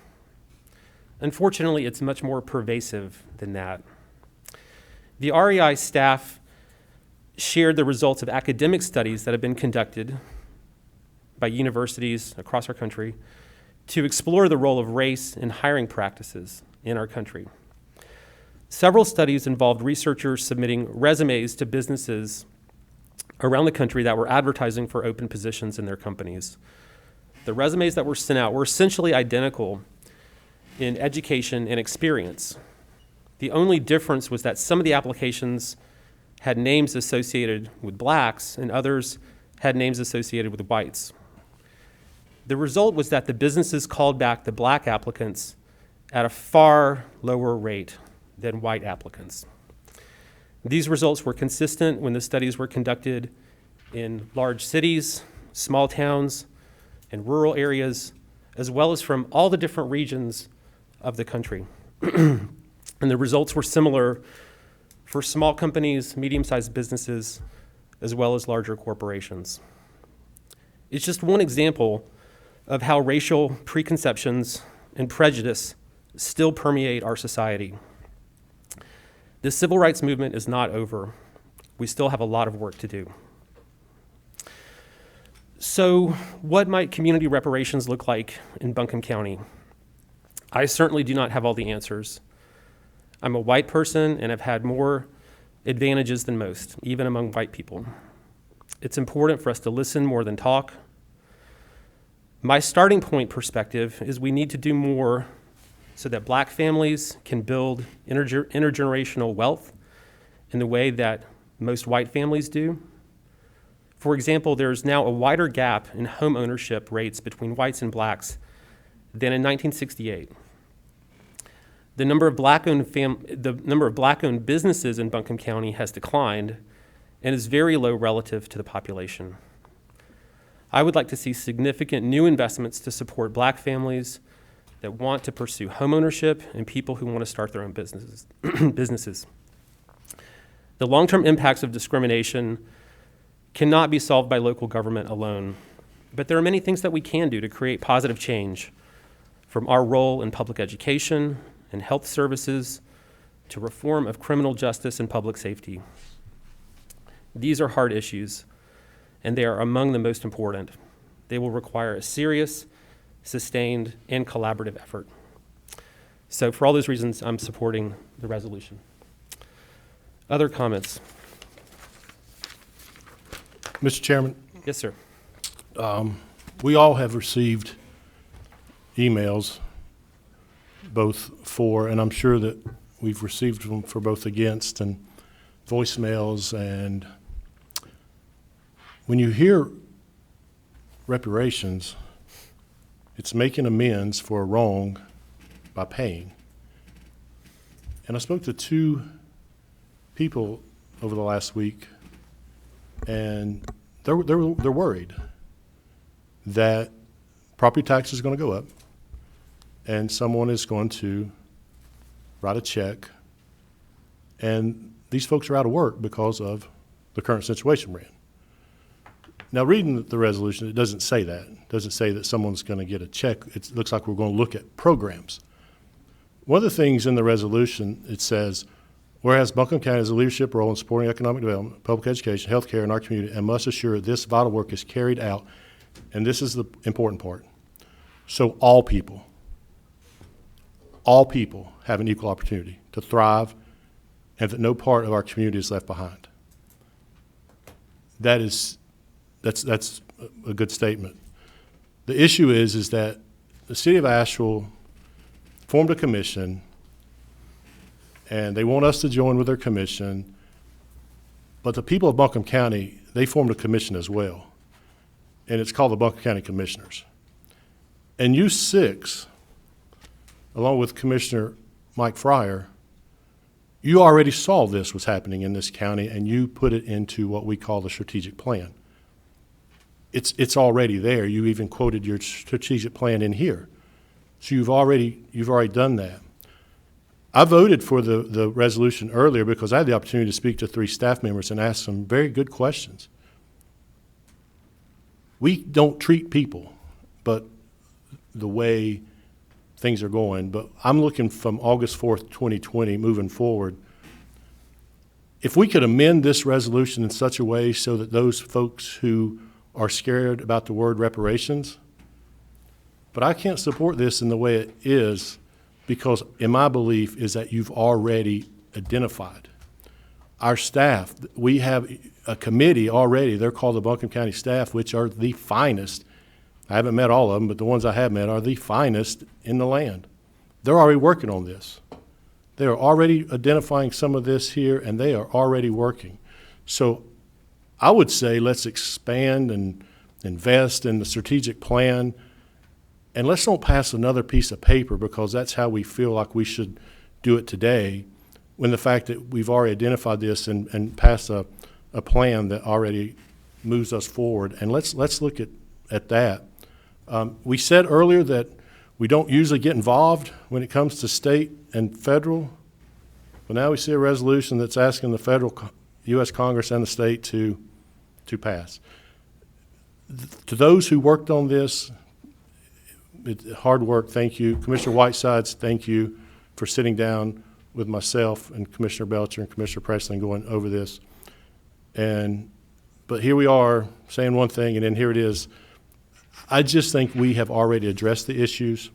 I don't need another piece of paper to tell me what we've already voted on, that we need to move forward and let the past be the past and make sure that all Buncombe County citizens have the same opportunity, no matter what the color of their skin is, no matter where they come from, no matter what neighborhood they live in. We all of our programs are for everyone. Thank you.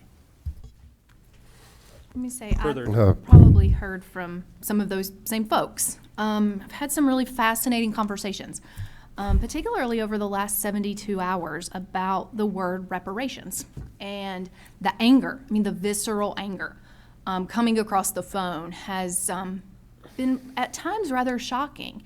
As I pulled this document and I read key pieces of it to those folks who were really angry at us, they went, "Oh, you're not writing checks, you're investing in the programs and services."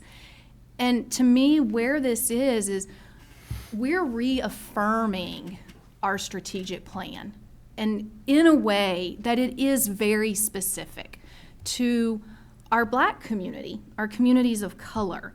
And I also participated in the Racial Equity Institute training, and hands down, probably the best 3 hours I have spent in a training, maybe ever. What I've also explained to these folks that I learned from that is they're like, I'm not wealthy, I don't have privilege.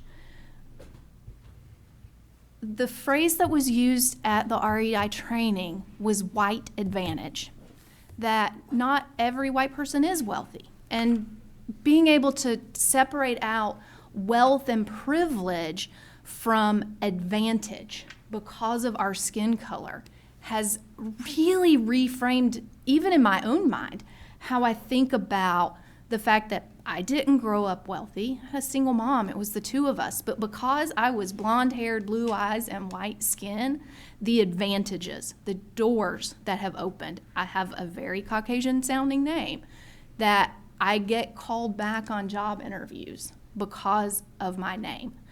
And being able to talk through that again over these last 72 hours in particular has really reaffirmed for me why we're doing this and helping even just a handful of Buncombe County residents understand why this is important has been incredibly meaningful work, and reaffirmed also why I sit here and work with each of you to better our community.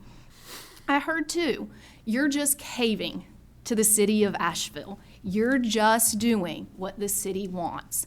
I stated 2 weeks ago, I would support this, but I would not support a copy and paste document from the city of Asheville.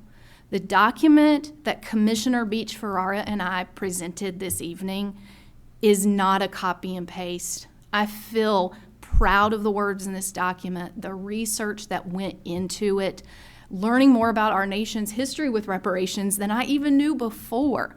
But I feel it's authentic and it's genuine to the people of Buncombe County.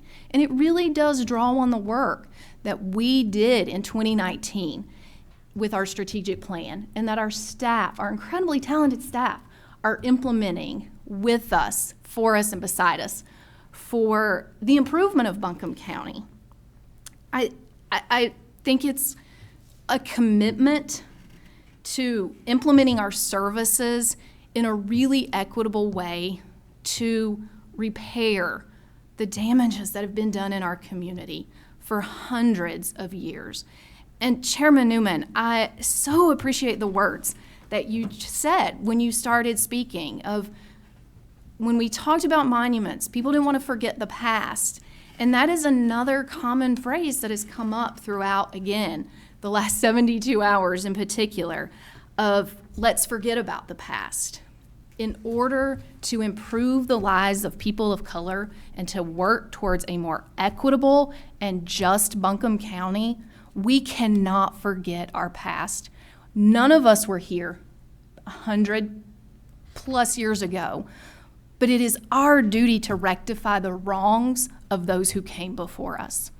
And for those reasons, I will be supporting this evening. Right, another commissioner Okay. to speak. Mr. Presley. Yes, Commissioner Whiteside, I really want to commend you on reaching out whenever, we had 3 or 4 putting this resolution together, and y'all worked very hard on it. And Commissioner Whiteside called personally myself, Commissioner Belcher, and Anthony and said, I want to reach out to y'all and explain.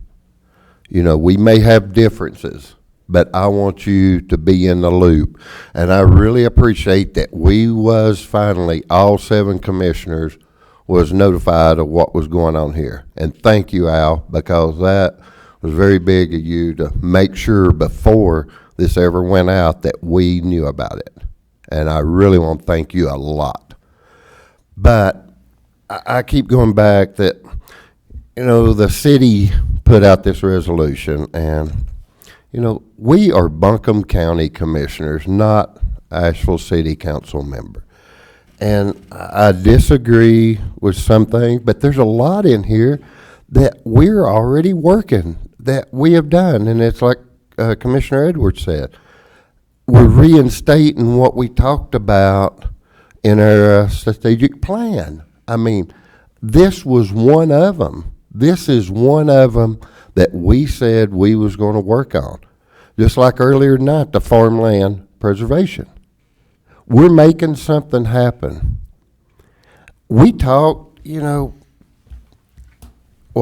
months ago about how many resolutions we're doing here, and I think it's been 17 resolutions in 4 years, 3.5 years that I've been a commissioner.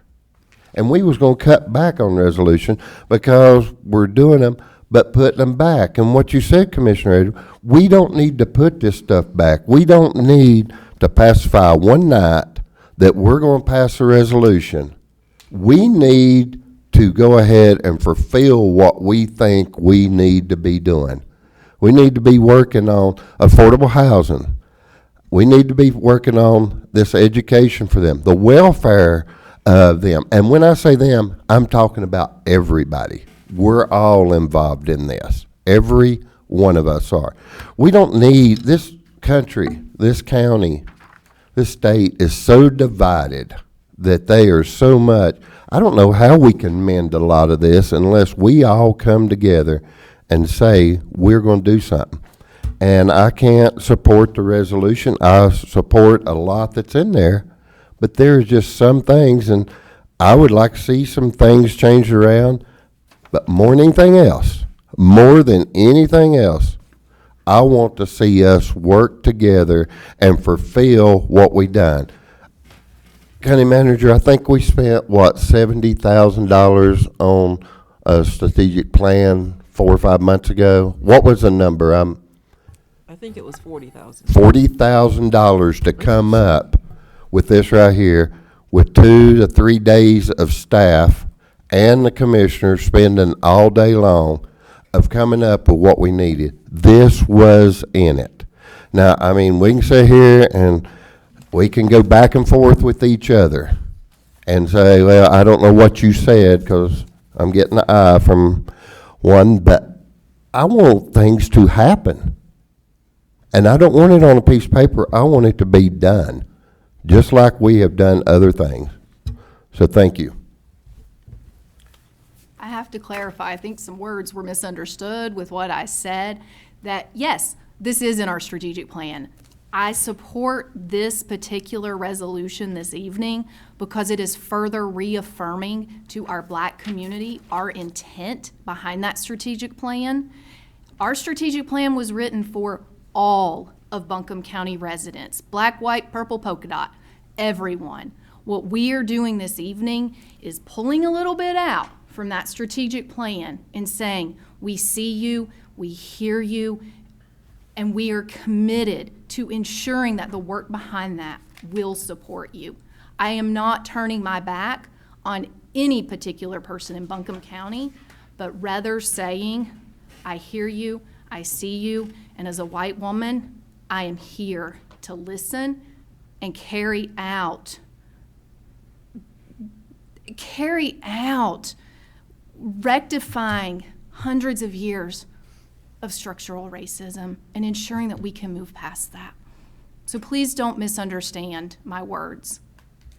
That's what I intended to say this evening. All right, other commissioners. Mr. Whitesides. I purposely waited. You know, when we talk about reparations, or let's go back, when we talk about race in this country, it's the 800-pound gorilla in the room. Nobody wants to discuss it. But folks, let me tell you, coming from a black man, that what just I've gone through in my life, and look, I've been fairly successful, but with systemic racism, I've never been reminded so much as who I am, as I am today.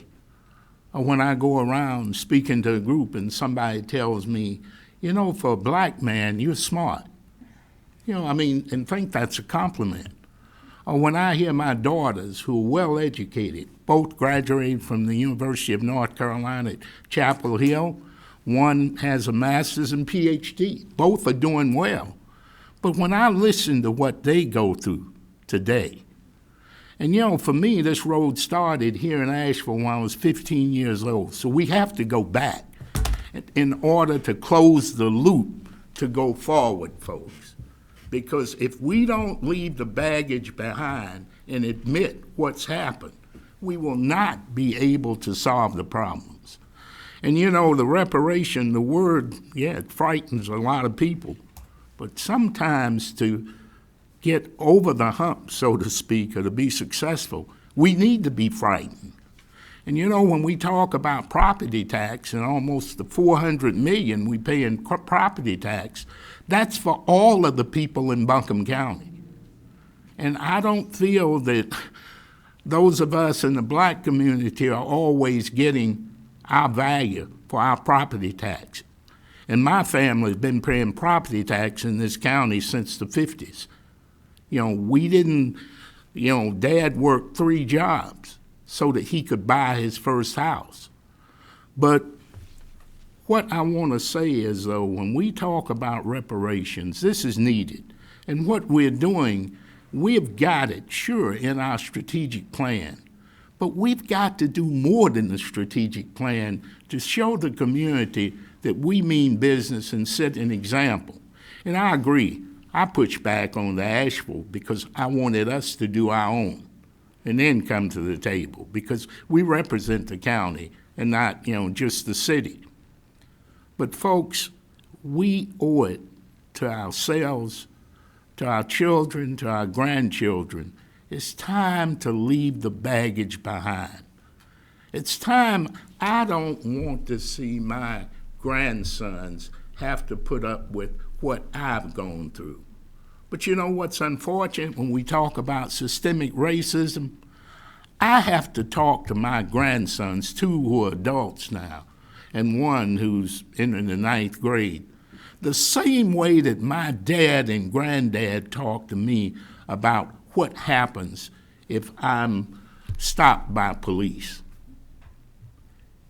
I see classes in our high schools at Asheville High today, and I hear of teachers who don't want to exclude African American kids out of their classes because they said they're too difficult to deal with.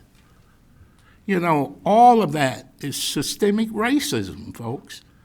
And we have got to have the guts as commissioners if we're going to be leaders, we've got to take the leadership. And that's why people put us in this position. And it's not always going to be comfortable. I've gotten the calls too, and I've talked to a lot of people about it. But folks, I've gotten these calls and I've had this fight for all my life. So I guess for me it's something I'm used to. I'm used to seeing what happens. And when I walk into places, even here in Asheville, and some of them you would think it, well known as I am, I'm still the black man in the room a lot. And if you know how it is when you walk in and if I've got blue jeans on and my tennis shoes and somebody goes around me to wait on somebody who's white and then said, "Oh, Commissioner, I didn't recognize you." And you tell me it's not systemic racism in this town? And we've got to deal with it.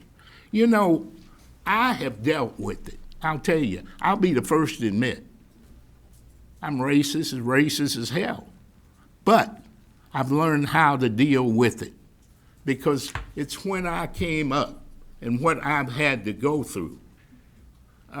It's a wonder that every black man in America my age isn't out there in the street saying, "I'm going to burn the place down" because of what they've gone through. But we're not that way because we want to see changes. We want to see our kids, our grandkids and all be successful. And most of all, give black people in this country a level playing field. That's all we're asking for. If you give us the opportunity, we will take it from there. But folks, it's still not a level playing field by any means, because it's a fight if you stop to listen and you listen to what people go through. And what's unfortunate, I think in America, if you're black, you have to be able to survive in both societies, one white and black, to survive. But when you're white and making all the rules, you don't have to give a care. Let's face it, because you're making the rules, and we have to play by them. But for once, I wish that I could change places with you, and you would see what I mean and what we go through. And folks, I'm fortunate than most. But still, America always reminds me wherever I go that I'm the black man in the room. I mean, that's the way it is. But this is something that we have got to get rid of, and the only way we can do it is dealing with it.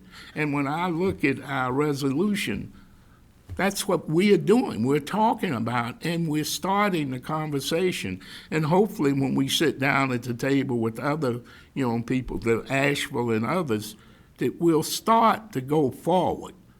And I'm sorry to hear say that we all can't, support this, but I understand that. But I will tell you, this is something that I've been fighting for all my life, and I will continue to fight until the day they put me in the ground at a veteran cemetery, because this is something that I believe in. And you know, think about it, folks. Think about how many black people have died so that I can sit here tonight. Stop to think about that.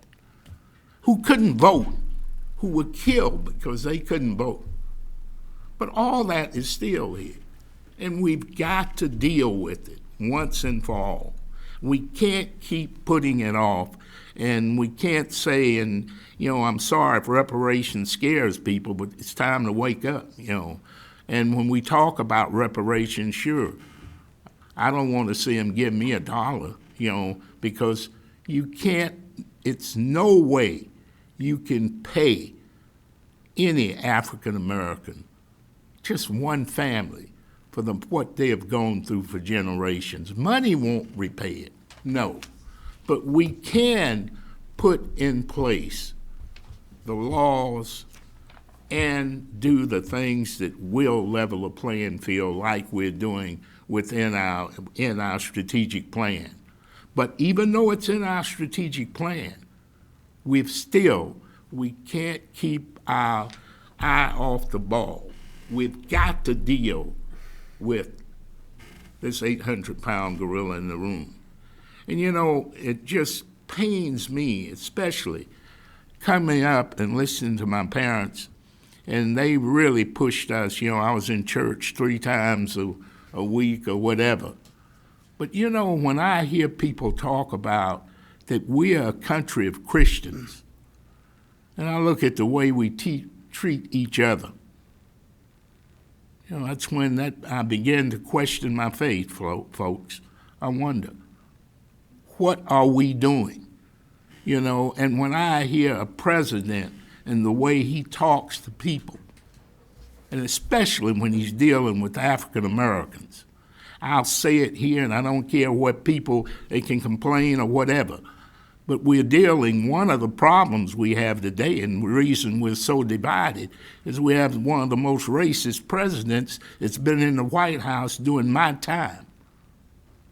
And yes, I said it, and it's something I will not apologize for. And this is what, you know, we've talked about it long enough. I want to see us do something. And this is what we are doing in this resolution. It's time for us to do something. And I just hope we have the guts to finish what we start, because from what I hear here tonight, I question that. Thank you. So I'm gonna say a couple things. Al, thank you for your passionate words as always. I appreciate the commissioners, and as Vice Chair said, appreciate the hard work, you know, that went into this resolution. I knew this would be a very emotional issue tonight. You know, Al, it is true that in a Christian nation, we don't treat people the way that we should. I pray that I would have an example in front of my family and my children that I would do that. A piece of paper doesn't do that. Now, for me, good policy does. Line item decisions do as government. You know, I'm a government official. You know, and we've all heard that, you know, the welcome, you know, I'm from the government and I'm here to help, you know, well, I mean, a whole lot of people don't have a lot of confidence in that. And I know that a lot of hard work went into this, and, you know, it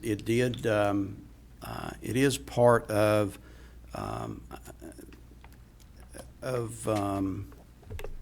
did come out of the city, did come from, you know, was generated through other conversations. I don't really have a problem with all that. It does call on additional support from Congress. It does bring in some political things, which I don't think as a commission, I have my personal views, but I don't think as a commission I am supposed to put that out upon the public. Now, what I am very willing to do, and I've had conversations with, I am willing to, when it comes to educating people of color and helping them and families move from move on a path to home ownership and equity. I've heard Al over here, preaching his sermon, and I'll preach that one, and I'll put money where my mouth is. I will vote in this chamber at any time to move from just strategy and discussion to investment in the African American community.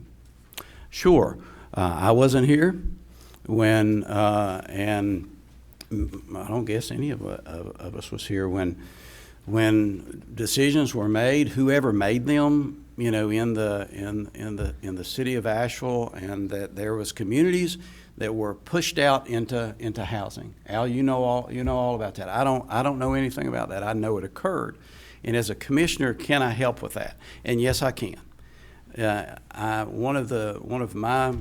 Part of my job description is to allocate the public's tax dollars to areas where people have come to me and said, Joe, this is where this money needs to be invested. Earlier, I made the motion for the resolution declaring racism a public health and safety crisis in Buncombe County. I made that. I was very serious about that, and I intend to let my vote count when it comes to funding. I'll not be supporting the resolution tonight. There's a lot of emotion around it. I want to cut through the emotion. I want to go to the strategy.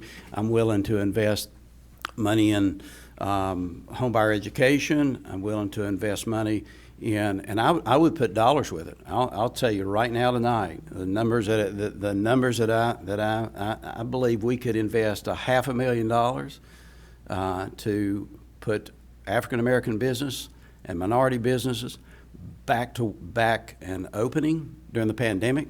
I think we could do that for the next year. I think over the next 2 years, we could invest $250,000 in homebuyer education and $250,000 in down payment system to help people move from public housing to the goal of home ownership. That's strategy.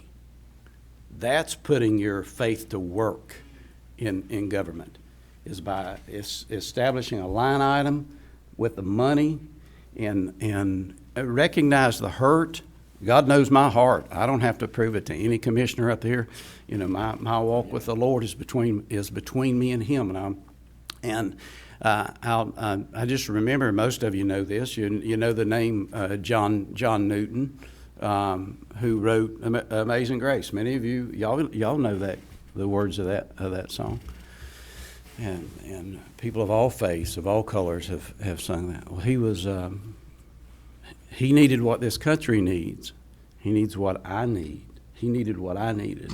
He was a horrific slave trader till God changed his heart in the middle of a sea. You're right. Commissioner Whitesides, I agree with you. That's what we need. I don't believe a piece of paper is going to do it. I believe as commissioners, and I'm not going to look one way or the other as to how you vote tonight. I mean, how you vote is not going to change how I feel about, the respect that I have for these commissioners. But I can tell you that if I could make the motion tonight, I would make the motion for that amount of money, and I would do that. And for me, that's what my job is. I can unapologetically do it because it would return money. Not only to the people of color, but it would raise the level within the county, and it would help an awful lot of other people if we could create a path to home ownership. Y'all know that's been, I've preached that message before. But as a commissioner, it's my job to put that money on a line item. I'm not afraid to do it. I'm willing to do that. And I prefer to keep our strategy and our policy associated with returning direct benefits back to the community.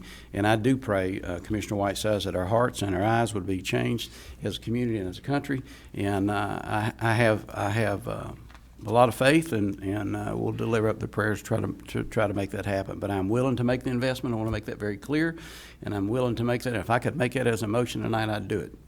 And but I will not be supporting the resolution. Right. I believe all the commissioners have had a chance to speak on the resolution. So if there's no further comments, all in favor of the motion, please say aye. I got one more thing there I'd like to, before, just short. You know, what you said really touched a lot of people. I've got some emails, you know, both ways here while you was talking. But I want you to know, our first step we need to do happens in our house. Because I've got a couple people called and said, you know, my kids was not brought up that way. And we're teaching our grandkids that, you know, we're all one.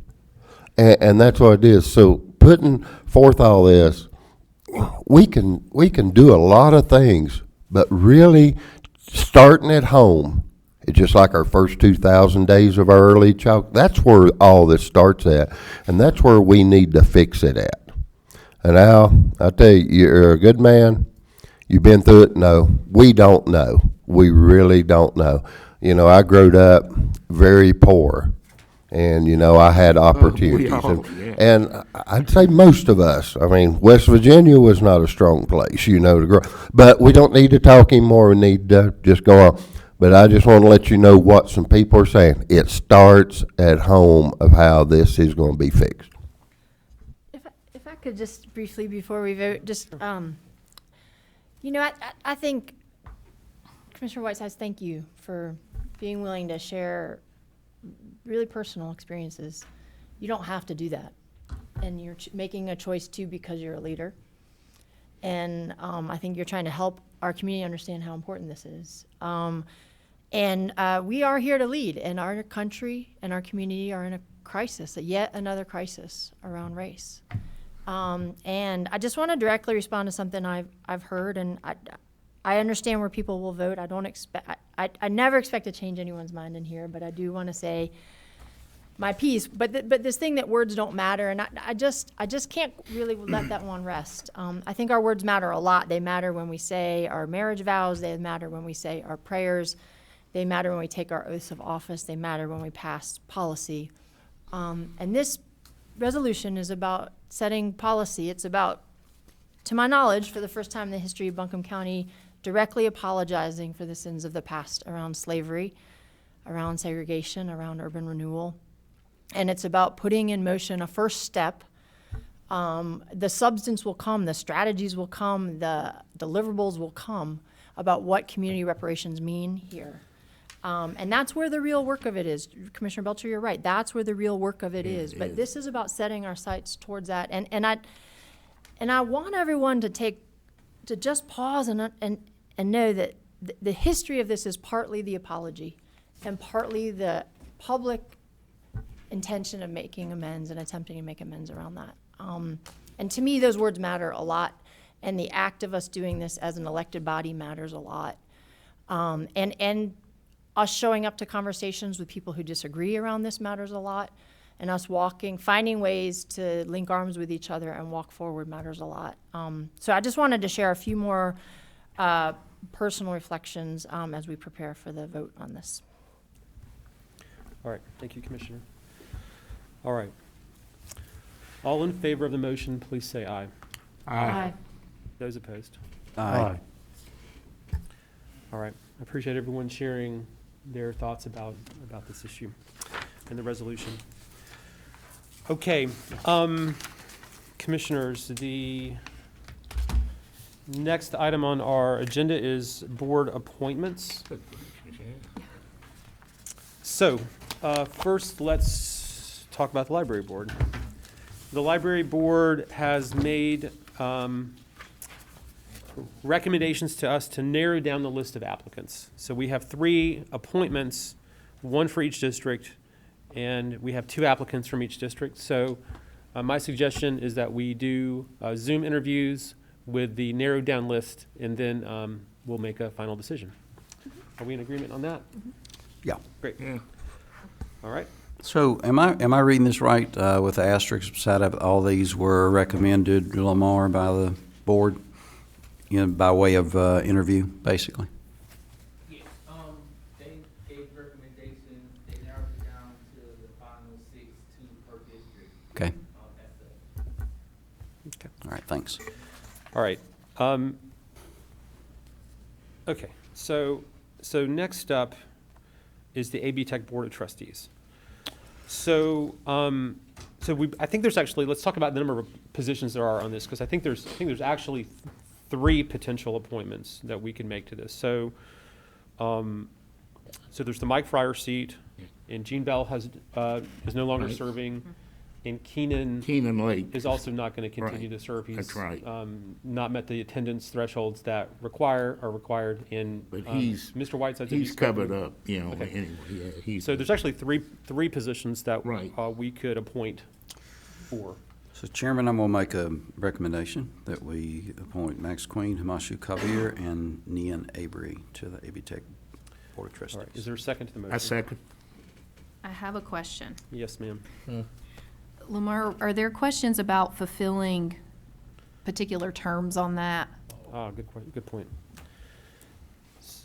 Not to my knowledge, it looks as though, I will do a double check, but neither of these individuals have served in terms. Oh, I'm so sorry. Like, we were appointing someone to fulfill Commissioner Fryer's seat.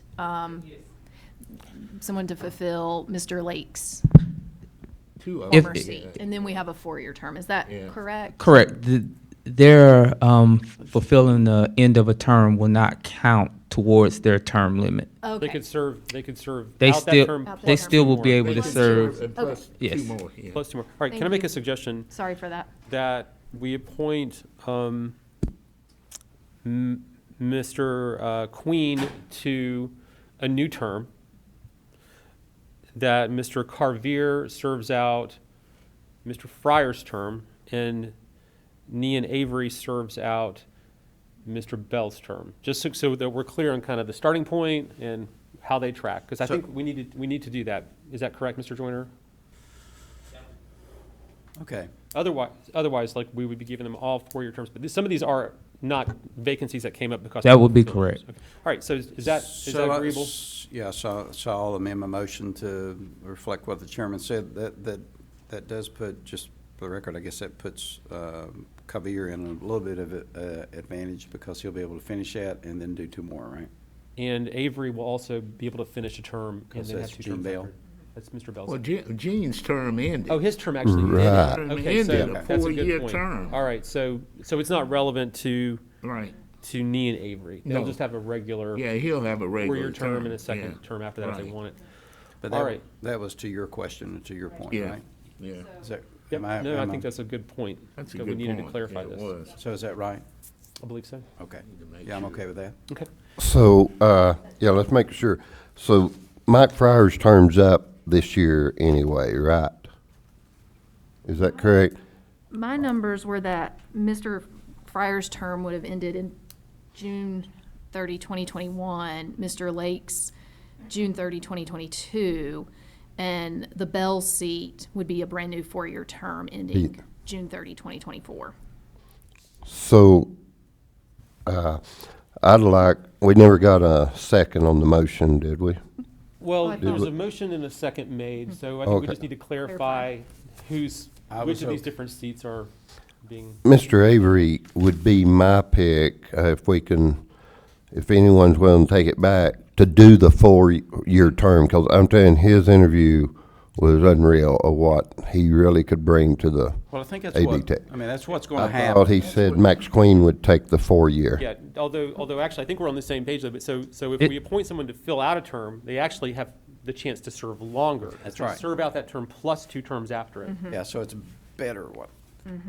It is, I see what it is, but if we was to get 20 applications in and we don't put, Max or whoever back on, I would like to make sure that this man, Avery, has got a 4-year, because I think he could do 2 terms and help AB Tech tremendously. He's filling Gene Bell's term, right? Which would be 4 years. Which would be 4 years. Yeah. I He mean, would be able to serve really, 8 years. Gene's term expired, so he's filling a He will brand be new 4 term. years. It's a 4-year Okay. term. Okay. Yeah. All right, just I want to make sure we're clear. Yeah. So we're saying, and if there's different implications of this, staff will figure out. But so, Nean Avery is associated with the Bell seat. Himanshu Karveer is associated with the Friar Yes, seat. I think that's what we're and saying. Max Queen is associated with the Lake position. Okay. That is what I have. Okay. That's Got it. All right. I think we got it. So, Okay. Yep. Okay. All right. All right. We're good. All in favor of the motion, please say aye. Aye. Any opposed? Okay. Juvenile Crime Prevention Council, we've got 2 appointments, and we've got 2 applicants in front of us. Okay, Is that so right? yes. These are by position. Okay. one's a BCSO rep and then one's a Oh, school superintendent. Correct. Okay. So I'll nominate Jill Banks and Shannon Boyd. Second. Yep. All in favor, please say aye. Aye. Aye. Any opposed? Okay. Great day. So we now come to the Justice Resource Advisory Council. And again, we talked earlier today about future processes, but different groups have been doing what they think is the right thing to do. So they've made 3 recommendations to the commission. Jasmine, you're our liaison there. Would you like to share any? Just the Comments on context, I believe that Ms. Wesley shared last week was just that the JRAC Open the Application process has conducted interviews and from among the finalists brought forth recommendations. So with that, I'd like to move to approve Robert Thomas and Joseph Hackett as members and Sarah Frick as an alternate member for JRAC. Okay, so. Hang on. Is there a second to the motion? Second. Go ahead. Mr. Butcher. Okay, so moving forward, I guess we need to have all the information, I guess, on the others.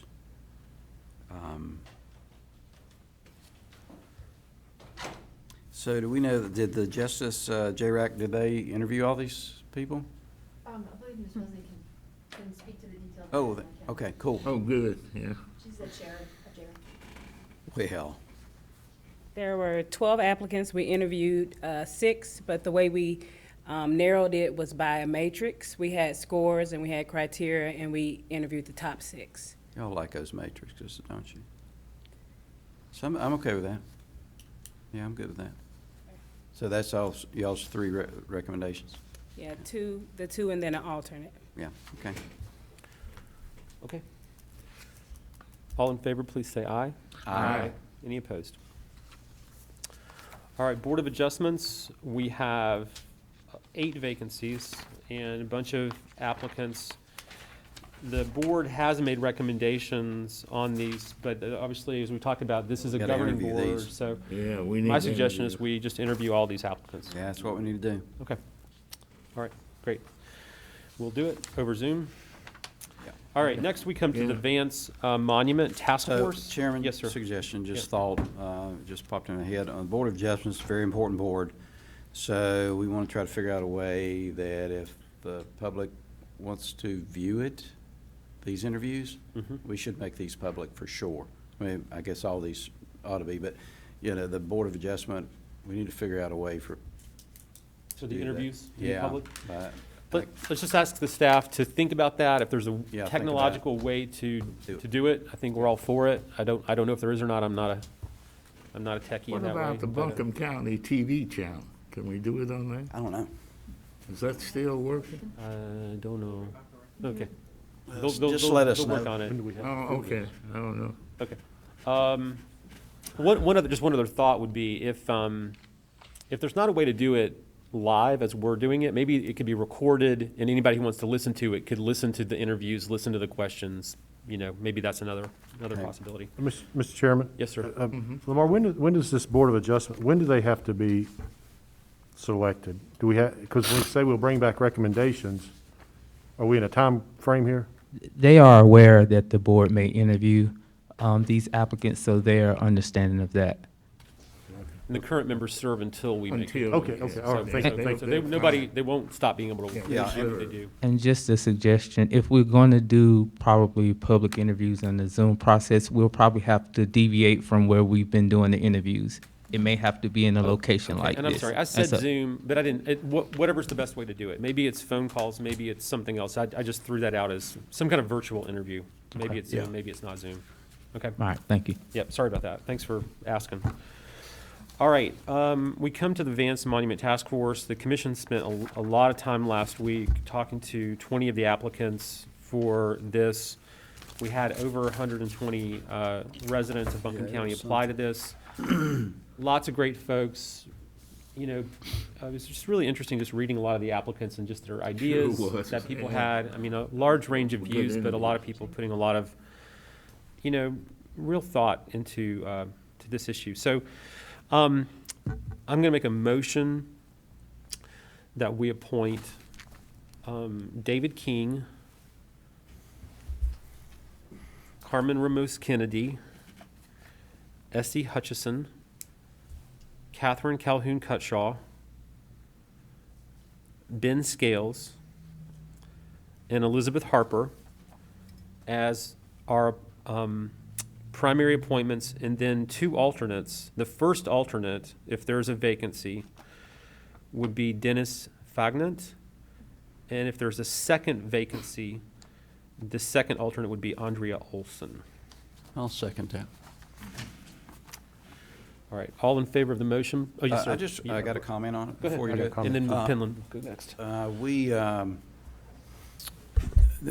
This took a while for us to do, and I won't say that we agreed on everything, but I would say that there was a very, very close consensus and a lot of good conversation. And I mean, you could have picked up, you know, most of the people that was on that. I think they got, you know, good hearts towards this type of thing. So, but I thought the process was good. So, wanted to make that comment. Thank you. Mr. Chairman, I'd just like to make sure, because we talked about it, that our alternates actually would participate in the Yes. meetings only so that, because of the length of this could be, if someone didn't have the time, that alternate would have to be brought up to speed. So, so we give our names to whoever. Another thing, Mr. Chairman, is any one of our selections a selection with a city and/or an alternate with a city that they may have to come up with another name? So good point. And Lamar, I want to make sure I know you're just huddling, make sure that all the staff got this. We want the alternates to be required to attend the meetings in case so they don't have to get up to speed, as Commissioner Penland just said. So let's make sure that's clear. None of our primary appointments were also made by City Council. The only overlap was Ben Scales was identified as a city alternate. So I don't know if the city might need to put additional alternate in there, or if this is kind of the whole idea of having an alternate, but that's in their court. But there's no primary overlap between the two. Okay, thank you. All right. Thank you for your comments, Commissioner Belcher. I agree. Any of these folks who applied would be great contributors. So, all in favor, please say aye. Aye. Aye. Any opposed? All right. Those are all of the board appointments that we needed to address, I believe, tonight. All right, now we come to public comments. We have transcribed the emails and voicemails that were sent in, so we're going to read these. I think that it'll all be done in less than an hour, so I anticipate we'll read all of these. I'm going to ask for some help from other commissioners. So, Commissioner Edwards, if you wouldn't mind starting us off and reading a few, and then once you're out of breath, let us know, and we'll ask someone else to read a few. Okay? Okay. Thank you. All right, the first one that I'm going to read has a note that says this was the same basic general comment that I'm about to read was received by a number of folks whose names I will read at the end. I demand commissioners amend their budget and defund the county sheriff's office and detention center by at least 50% immediately. COVID-19 is causing exponential harm by killing our neighbors, family, and friends, or leaving them with organ damage to last a lifetime. Furthermore, even the county health board acknowledges that racism is a public health crisis. Now that the diagnosis is official, we need you to effectively address the local pandemic and to fund reparations for our Black, brown, and indigenous neighbors. As a start, please reinvest funds taken from the sheriff and jail in ways that effectively address the local pandemic. This plan should include an end to the reopening. Only essential businesses should be open, with a requirement that businesses provide all workers with protective gear and that the mask policy is upheld. All city and county schools must choose Plan C and refuse to return to in-person learning.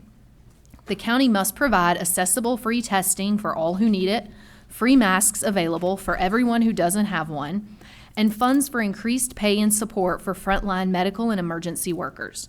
We must address over-tourism, and that means the county must shut down all leisure travel and abolish the TDA and its advertising. The county must open hotels for the unhoused community to prioritize their health and well-being. The Buncombe County Sheriff must also halt enforcing evictions during the COVID pandemic. Durham County's sheriff has made this commitment. Buncombe's must too. And finally, the pandemic response must direct funds toward communities hardest hit and most at risk, especially immigrant communities. The pandemic management must center the needs of communities of color. Going forward, the county must invest in the economic well-being of Black, brown, and indigenous residents, commit resources to eliminate the racial opportunity gap, and provide deeply affordable housing, land provisions, mental health services, rent subsidies, and eviction diversion, free public transportation, and restorative justice services for all. These emails were sent by Nora Watkins Asheville, Rory Asheville, Celeste Heiser Lester, Marissa Asheville, Sarah Frostick Asheville, Jamie Wasoka Asheville, Nina Asheville, E. Asheville, Jennifer Horn Asheville, Eric Mead Swannanoa, Naomi Lawing Asheville, Crystal Guevara Alday Asheville, Jason Cronk Asheville, Abigail Blatz Raleigh, Buddy Norris Asheville. Voicemails with the same basic general comments include Amelia from Asheville, Darcy McFarland Asheville, Sarah Asheville, Melanie Noyes Candler, Matilda Bliss Asheville, Jesse Bennett Asheville, Heather Munshaw Asheville, Kaylee Quick Asheville, Anonymous, Daisy Lawing Swannanoa, Esma Rodhaver Asheville, Stephanie Todd Asheville. The following emails were as listed above with the addition of support of reparations. Alexa Varick, Buncombe County, Kaya Phelan, Casey H., William Drew, Eliza Higgins, Heather Harmon, Arcade Willis, Emily Cotter Asheville, Chris Bridges Asheville, Vanessa Nowak Asheville, Hannah Norrell Asheville, Percy McConnell Asheville, Eileen Comer Ford Asheville. This is from Claire Solomon. I'm a Buncombe County native and I live in Asheville. Asheville City Council recently approved reparations for our Black community, and the Buncombe County Health Board acknowledged racism as a public health crisis. While those are good first steps to addressing the systemic epidemic racism that is rampant in Buncombe County, the time for concrete actions is now.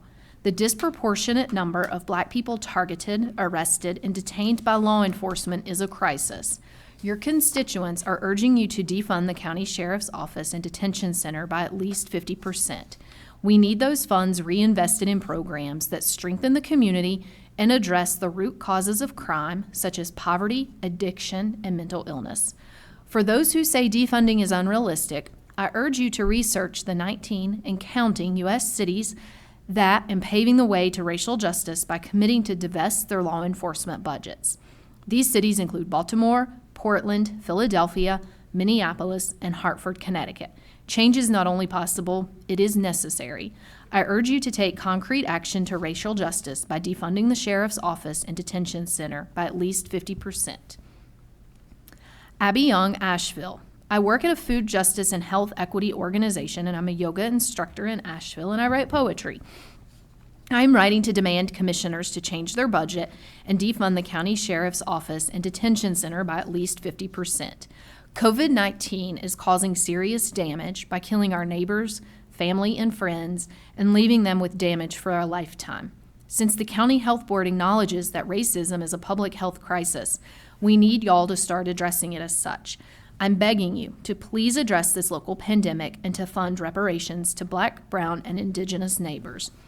I am asking and demanding: 1, reinvest funds taken from the sheriff and jail in ways that actually support the community and address this pandemic. Our hospitals are filling up and our streets are overrun by tourism and people not wearing masks. Those signs downtown don't do anything. 2, end reopening. Please, only essential businesses should be open, with a requirement that businesses provide essential PPE to its workers. 3, all city and county schools must choose Plan C and refuse to return to in-person learning. The county, 4, must provide accessible free testing for all who need it, free masks available for those who do not have one, and funds for hazard pay for frontline medical and emergency workers. I am one of those workers, and I've been working triple overtime. We have to address over-tourism, and that means that the county must shut down all leisure travel and abolish the TDA and its advertising. It is good for no one. Tourism does not protect this community. It hurts it. It is killing people. 6, the county must open hotels for the unhoused community to prioritize their health and well-being. The Buncombe County Sheriff must also halt enforcing evictions during the COVID pandemic. Durham County's sheriff has made this commitment. Buncombe's must too. And finally, the pandemic response must direct funds towards communities hardest hit and most at risk, especially immigrant communities. Y'all have a chance to really make a change. This county is hurting. We are no longer asking or staying quiet. We are demanding. Lives are on the line. So many beautiful lives. Christopher O'Leary, Asheville. First off, I'm deeply concerned about our county's handling of our present pandemic. The current lack of community testing is appalling and embarrassing and needs to be remedied immediately. Further, we need to reevaluate the role tourism should play during this very volatile and ongoing pandemic.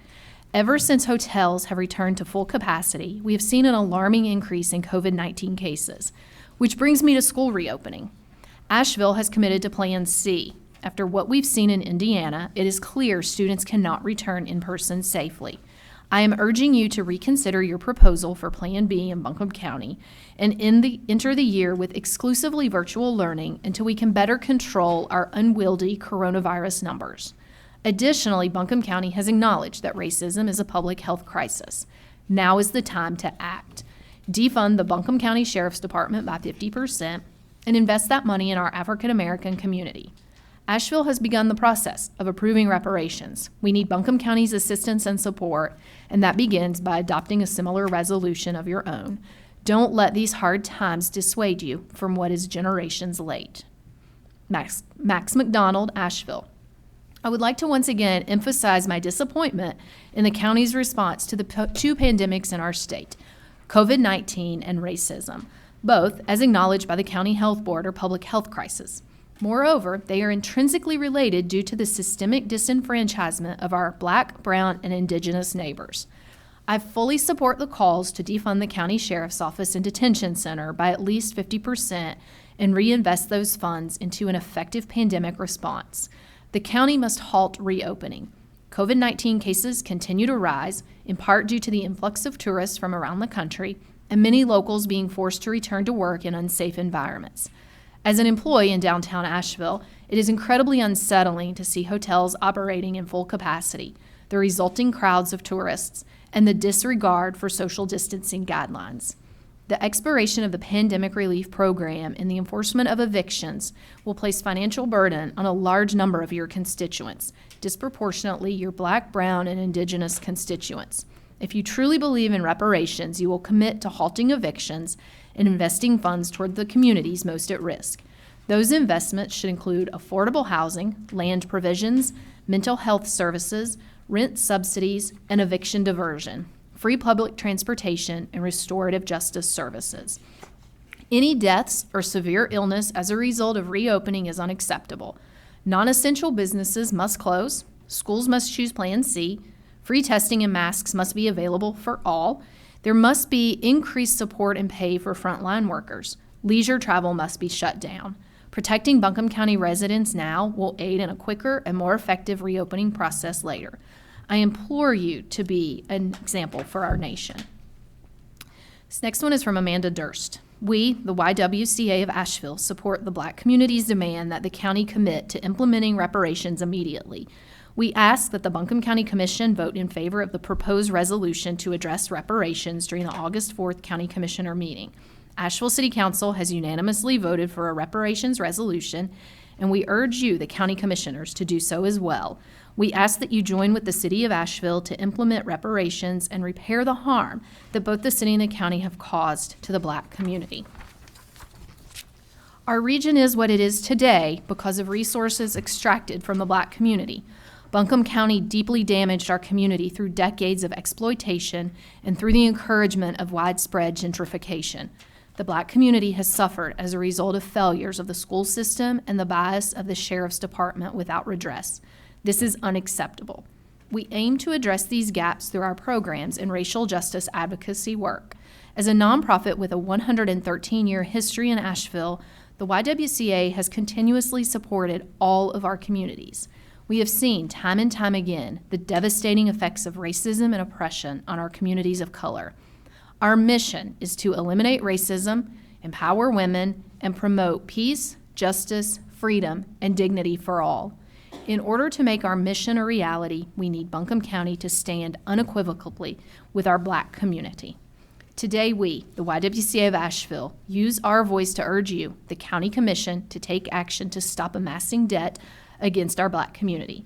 While the debts already accrued against this community can never fully be repaid, we ask that you begin to address them through reparations. In service, Libby Kiles, CEO, YWCA of Asheville. I'll read one more and I'll turn it over. All right.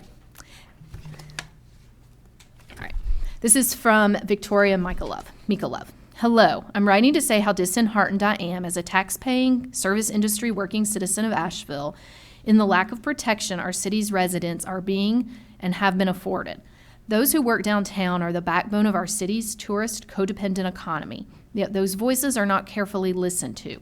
Instead, their words get misconstrued. It's tiring to ask for the basic necessities over and over, only to have unrealistic slapped onto those demands. What your citizens need are, in case you forgot, 1, pandemic safety through the closing of our city to tourists and opening of hotels, heiress boutique residences to those who need safe and clean shelter. 2, affordable housing for your citizens, improved public transit, less breweries, hotels, and bougie gift shops, more community-oriented spaces for dance, music, art, outdoor recreation, healing, communication, free downtown parking passes for residents. 3, reparations for the individuals, families, and communities who have been put to the wayside and cast out into the shadows through gentrification, redlining, and urban renewal. These unrealistic demands would easily be made possible through the 50% divestment of the city budget for the overstaffed APD who have turned out in the nines with military tactical gear to tear gas their own citizens, and therefore appear to have been overfunded and bored for quite some time now. New uniforms and weaponry can wait. Then those funds can be reallocated into community investment. You know, the people City Council is here to represent. Your decisions are to be made on our behalf, not the agenda of big biz swarming our downtown, not the agenda of the APD, not the state of North Carolina's agenda, not Trump's agenda. We the people, our demands. Thank you for your time and consideration. Victoria Mikolov. Pick up. Sure. To whom it may concern, my name is Erica Deaton, a 20-year resident of Buncombe County and hardworking mother. I am writing to demand that the budget be amended to defund the Buncombe County Sheriff's Department as soon as possible. Instead of increasing an unneeded, especially since bars are not opened, police presence in this town, please put that money into our community. COVID-19 is a threat to all our residents. Many are unemployed due to the virus and are unable to pay their rent and bills. Even with the help of unemployment, the rent and cost of living are very high in Asheville. Please use these funds to effectively address the pandemic. Use these funds to sustain the livelihood of those less fortunate in our community. Please cease the promotion of over-tourism and the continued reopening of non-essential businesses in our community. These tourists and the unnecessary opening of businesses are putting our own community at risk of infection or death. We already have an overwhelming amount of homelessness in the area. Please halt the evictions and give tenants leniency on the payment of rent at this time. There are much better and more appropriate ways to use this money. Our lives are at stake. The people we love in our neighborhoods, communities, schools, and at our jobs are all at risk during this time.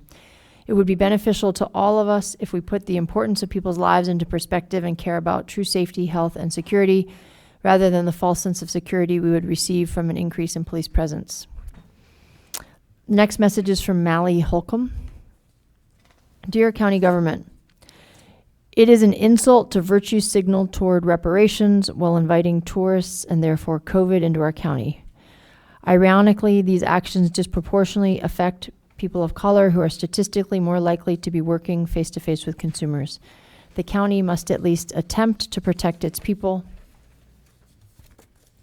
We demand a two-pronged effort to both effectively addressing the pandemic as well as investing in long-term strategies that repair the physical and emotional, economic health of systemically excluded racial groups. We implore you to reallocate half of the sheriff's office and jail budget into supporting these protective and reparative measures. In the immediate term, this means we must limit businesses to essentials, detour leisure travel, resume and expand testing, open hotels for use by the homeless, refrain from sending children and teachers into petri dishes, and provide funds for families financially affected by this decision, extend the eviction moratorium, and essentially invest more in pandemic response than in the sheriff's office. In a similarly prompt but more sustained effort, we must also provide tangible community support for systemically disadvantaged racial groups. Decades of political and social neglect of people of color compound to necessitate that we invest in truly affordable housing, mental health services, and free transportation, strive for equitable education outcomes, and implement restorative justice services. Our economy and county budget must shift in order to serve us as citizens. Our economy and county budget must shift in order to protect our lives and long-term health during a global pandemic. Our economy and county budget must shift in order to repair the material generational damage done to people of color by years of neglect and abuse, including redlining by the FHA, restrictive covenants, effective exclusion from the GI Bill, voter suppression, the racist war on drugs, gentrification, predatory and exclusionary loan practices, relegation to unskilled labor as a result of inherited poverty and educational disparity, etc. Buncombe County has the power to better protect our communities from both COVID and racialized poverty. It is simply a matter of your priorities. Best, Mally Holcomb. From Michelle Paredes. Hello, Council. I've been a resident for 5 years and love our city. I think to keep our city safe, we should close all non-essential businesses as rates increase. I work as a bartender downtown and fear my health is at stake. I was not getting unemployment, so risking my health for money was my only choice. Part 2, reparations must include cutting police budgets for the safety of Asheville. Fund our community, not the police. Fund education, not tourism fund. Sustainability, not hotels. We look forward to Mannheimer's resignation. The next message is from Claire Bomer. Dear County Commissioners, I am writing to express my disappointment with the Buncombe County response to COVID-19. We need to be twice as cautious and vigilant as we were in the spring because the virus is much worse now than it was then. Only truly essential businesses should be open, and those businesses should be required to supply employees with protective gear as well as to strictly enforce mask wearing by patrons. We need to have expanded and expedited testing that is easily and affordably available to whoever wants it. Test results should be available within 48 hours of the test. Otherwise, it's sort of pointless. This may be expensive, but the funds can be diverted from the sheriff department and jail. Their budget has more than enough to go around. The priority right now should be the residents of this county. The TDA should be shut down. The last thing we need to be doing right now is inviting people from hotspot areas to seek refuge in our area. Asheville City Schools have approved Plan C, and the county must do the same. Resources should be made available to parents, caretakers, and teachers. We need to keep our children safe. These items are all very basic and serve everyone in our community. Please consider investing in the people of this county, especially those who are most at risk for hunger, eviction, etc. These are our tax dollars, after all. Thoughtfully, Claire Boomer Hill. Chairman Newman and County Commissioners, I am a descendant of Dr. and Mrs. Holt, residents in Buncombe County who served and wrote about their lives and work here over 100 years ago. The work for collective liberation to collect on the deferred debt and jubilee of generations is making possible the justice, mercy, and grace we are presented with choosing today. To our representatives on the County Commission, I plead with you to sign on to this first step for community reparations for our Black neighbors. We know much work is ahead to ensure a time of lasting jubilee. To my neighbors grasping for a reason to stay burdened with deferred debts, this is an invitation to join in the truth and reconciliation required for physical, mental, emotional, and spiritual healing so we and future generations can celebrate freedom. It's time to get well and get free. We have a lot of work in these tough times, and we need each other. If any group of people can get in the struggle for a strong, resilient community where we tell it like it is and take care of each other, it's the hardy, kind people of Appalachia and these mountains. Your friend and neighbor, Kim Roney. I'll read one more. Dear County Commissioners, you have a lot on your plate, and you have a great deal of difference of opinions about it. Please put your political differences aside and put the people of this county first. Put more funding towards marginalized communities most impacted by the pandemic. Begin the process of considering how to divest from over-policing and invest in community by supporting alternatives to policing. This helps everyone. Police have to, I think maybe a line got cut. Make sure evictions do not happen. Do what you can to limit tourism to our county as COVID cases increase. Continuing to support tourism at this time is a death threat to local workers in the community. And if the economy is your focus, long-termly continuing to support reopening will further devastate our economy as it will increase COVID cases and extend the impacts of this pandemic. Please join the city in supporting reparations for Black community members. This process of healing and repair is the best thing for the whole country in order for us to move forward together. You have a lot on your plate, but you have wise members among you. Show your leadership, do the right thing. Thank you. Elizabeth Shell, co-owner, Pearl's Yarn Emporium, a local business that has had to close its brick and mortar due to pandemic-related impacts.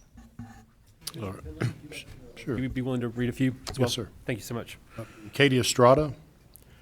Dear County Commissioners, I'm reaching out to you today to urge you to pass the reparations resolution for the Black community in Buncombe County at your meeting this evening. Buncombe County has an overdue debt to pay the Black community in Asheville and Buncombe County. In recent weeks, county residents have made it abundantly clear that the time to start paying the debt is now. We are calling for the county to commit to implementing reparations as soon as possible. Our region is what it is today because of resources extracted from Black people. Buncombe County deeply damaged our community through decades of exploration and through the encouragement of widespread gentrification while growing its tax base. The Black community has suffered as a result of redlining, failures of the school system, the bias of the Sheriff's Department without redress, and on and on. I am a small business owner who lives in Buncombe County, and my 3 children attend the Asheville City Schools. Every year, educators and public officials decry the gap between white children and the children of color. In fact, Buncombe County recently summarized this data clearly in the following PowerPoint, and there's a link to a PowerPoint there. Unfortunately, this gap will continue to widen until we begin to address the opportunity gaps that lead to the very noticeable and disturbing achievement gap. Without secure housing, employment, health care, food, public safety, and transportation, the disparity between the white children and children of color will continue to grow. Are you ready to take the next step? From noticing to actively working to change a system infused with racism and white supremacy. You can begin by passing the proposed reparations resolution at your meeting this evening. Can I count on you to support this long overdue resolution? While what is owed is far greater than what can ever be repaid, there is no excuse for Buncombe County to allow this debt to continue to grow without addressing it through reparations. I trust that my elected officials do the right thing this evening. I am an active voter and am paying attention. Thank you, Katie Estrada. Don Yelton, to commissioners, looked at the agenda and a lot of money is being moved and spent under the disguise of no public comment. We also have the majority of you join the city in giving money to a race of people. If that is not racism, then what is? There has always been racial strife within the whites, Black, and Native Americans and any race. Blacks sold black, white were indentured servants, Native Americans attacked each other. What you and your sheriff are doing is a total misuse of your position. All lives matter, and that includes all the above, but you all feel that ain't true. Now look at the acreage, and you will see that your farmland preservation has destroyed a small farmer and helped a large farmer. You're losing a lot of land to development, but that is what you want, more tax dollars, but you're driving the cost of a house way up. So, are you really concerned about affordable housing when you're destroying the small plots of land that people can have a garden, cow, chickens, goats, beef cow, etc.? Of course, you'll ignore my comments because you have your personal agenda.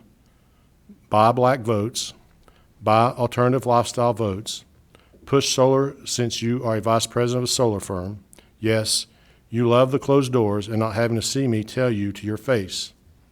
I believe that all lives matter, and the party of the four of you has been in power over 90% of the last 100 years, so is your party that created these conditions that you call racist. Now you're saying you are lily white. Not so. Word count is 295, well below 350.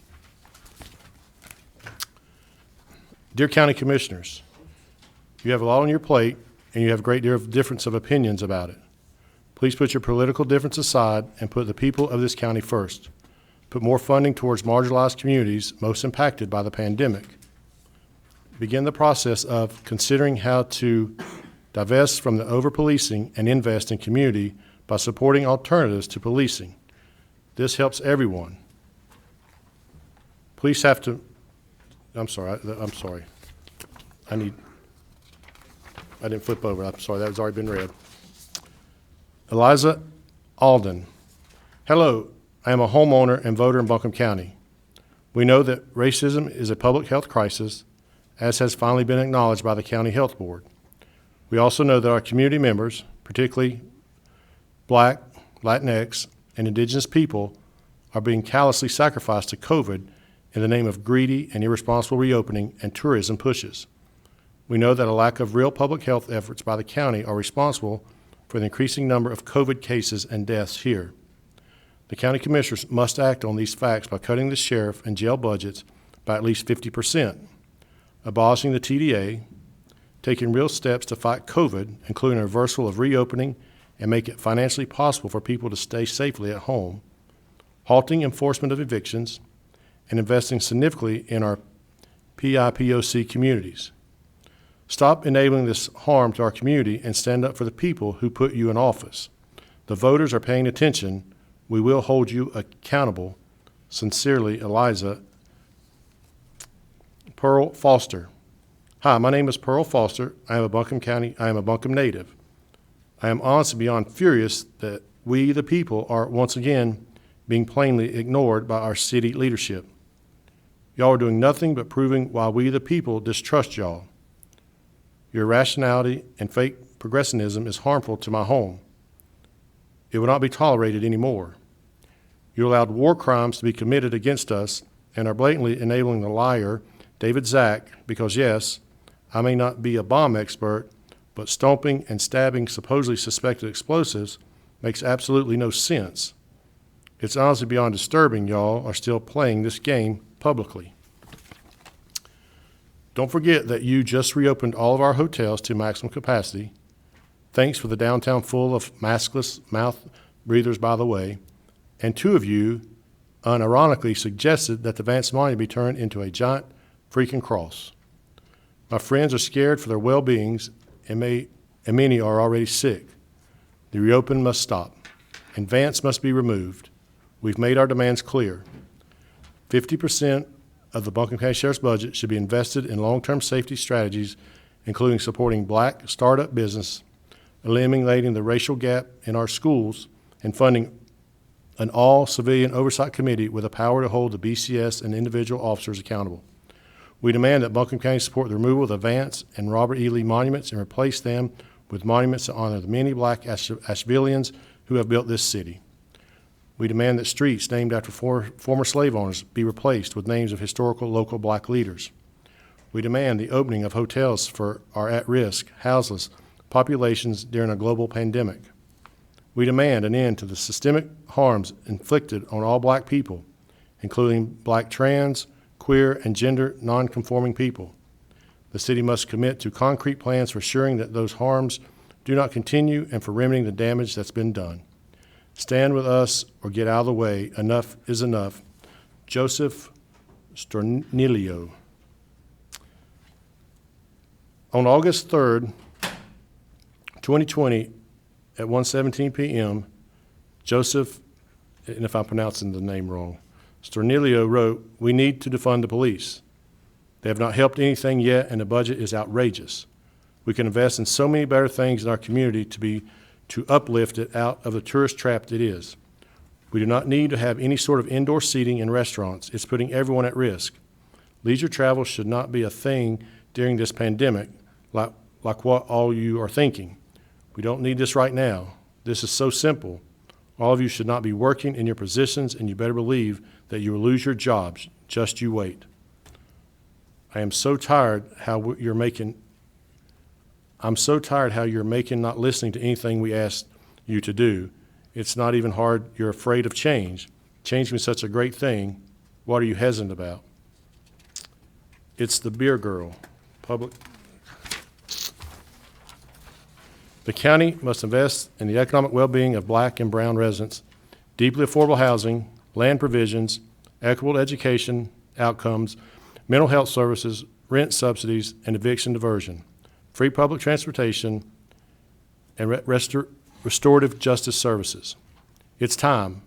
County government must cut the sheriff and the jail budgets by at least 50%, end the pandemic, abolish gentrification promoting and virus enabling organizations such as the TDA, and invest in black, indigenous, and people of color and a new economy free from the grips of over-tourism. Dale Murphy. Camilla McCarthy. Hello, Commissioners. I am writing to you today to urge that rather than pass a resolution signifying symbolic support for resolutions, you take real action and amend your budget to remove money from the Sheriff's Department and Detention Center and instead put it towards health services, especially during the COVID pandemic. Shutting down testing sites just as our cases in Buncombe are skyrocketing while providing more resources for policing is irresponsible and will kill people. People have been vocal about this from the start. We are not pleased with your handling of this emergency. If you care about the reparations for actions done in the past, you also make amends for what is being done in the present, where black and Latinx people are disproportionately affected by this crisis, and make sure they have testing and health care. Camilla McCarthy, Asheville. Tom Joe. Sheriff says on NPR that he increased the medical budget to give more health care to inmates. This is misleading. I was a mental health inmate for about a year under Miller. I asked for PTSD and traumatic head injury treatment and got some mental pill that I didn't think was the right medication, and Bible says pills is demon worshiping.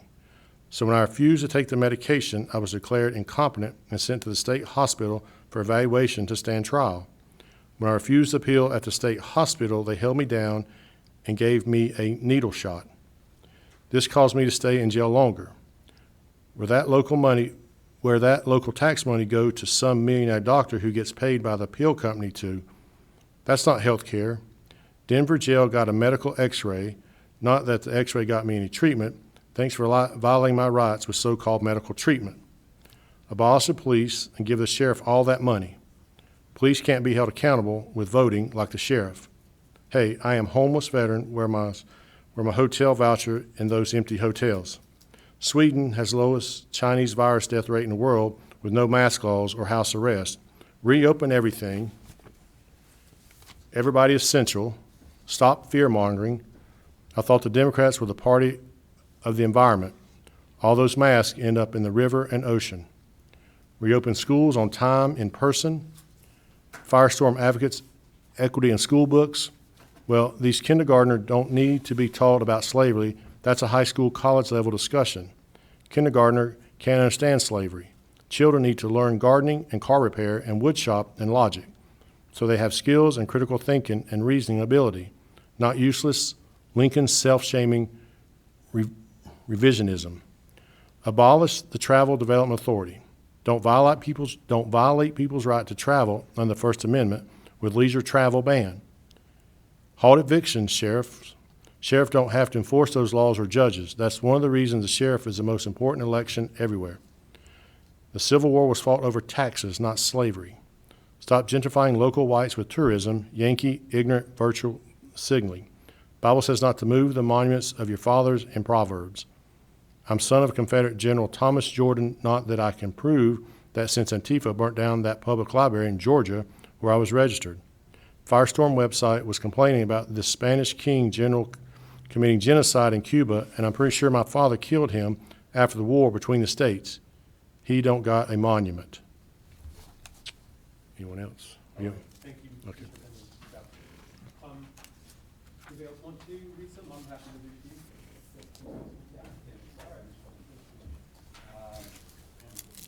Maybe your microphone? Phone, yeah. To whom may concern, 2 weeks ago, I was proud of my city, albeit concerned due to the non-specific wording, for finally stepping up and voting on reparation for its black citizens. 1 week ago, I was ashamed because, sure enough, it was shown to be the performative gesture I thought it to be. Asheville City did not step up to do what was right and necessary. Now, Buncombe County, it's your turn. Are you bringing this to a vote as a performance measure to seek media attention, or are you actually doing it for the people of your county? I'm asking you to vote yes. Show us you care. Alyssa Faverio, voicemail. Claire Solomon of Asheville. I'm calling because Asheville City Council recently approved reparations for the black community, and the Buncombe County Health Board recently declared racism as a public health crisis. While these are good first steps to addressing the systemic epidemic racism that is rampant in Buncombe County, the time for concrete action is now. The disproportionate number of black people targeted, arrested, and detained by law enforcement is a crisis. Your constituents ordered you to defund the Sheriff's Office and Detention Center by at least 50%. We need these funds reallocated to programs that strengthen the community and address the root causes of crime such as poverty, addiction, and mental illness. For those who say defunding is unrealistic, I urge you to research the 19 cities and counting that are paving the way to the justice by divesting their law enforcement budget, including Baltimore, Portland, Philadelphia, Hartford, Connecticut, and Indianapolis. Change is not only possible, it's necessary. I urge you to take action for racial justice by committing to defund the Sheriff's Office and Detention Center at 50%. All of these are voicemails.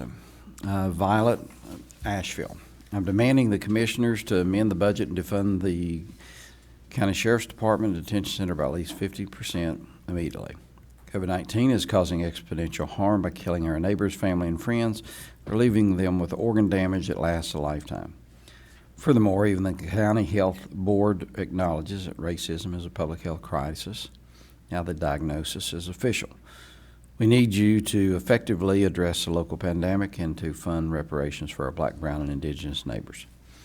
It is important to note that the reparations resolution that's coming through is not what I mean when I say fund reparations.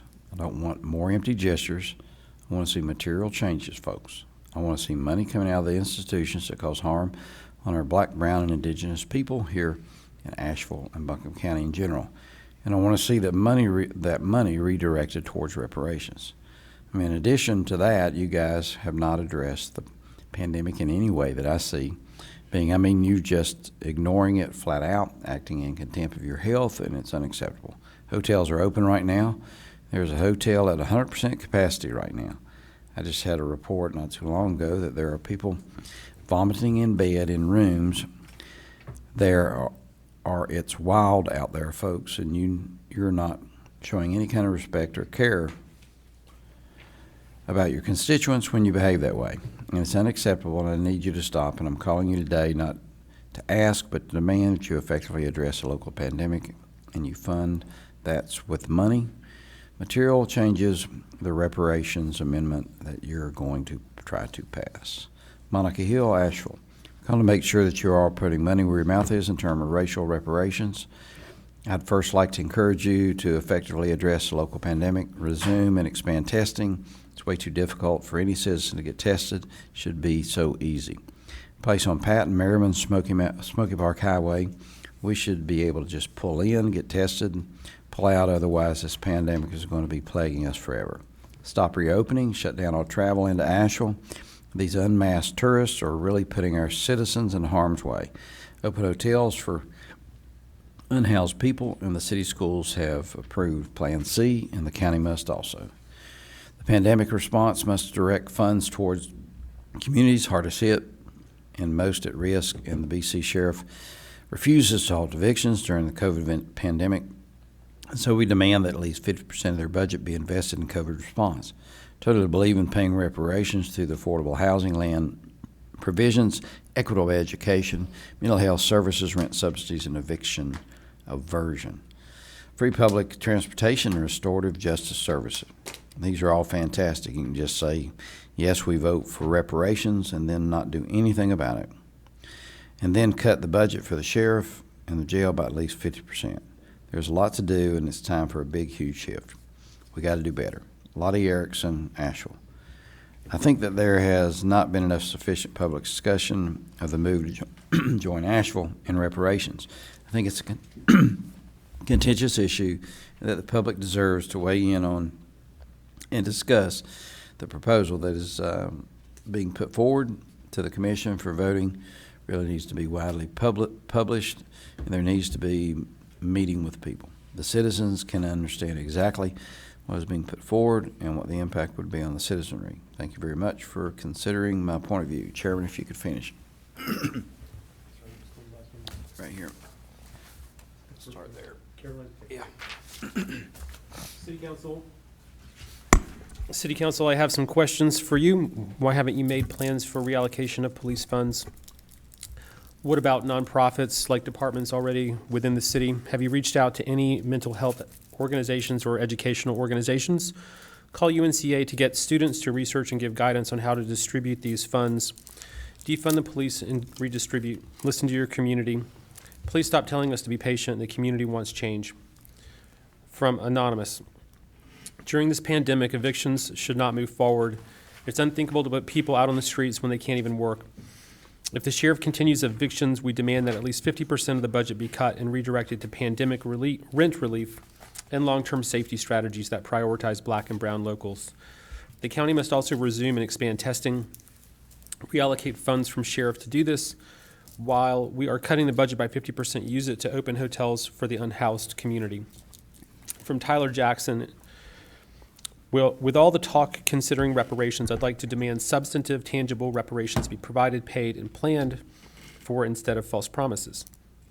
Going forward, the county must invest in the economic well-being of black, brown, and indigenous residents, commit resources to eliminate the racial opportunity gap, and provide deeply affordable housing, land provisions, mental health services, rent subsidies and eviction diversion, free public transit, and restorative justice services for all.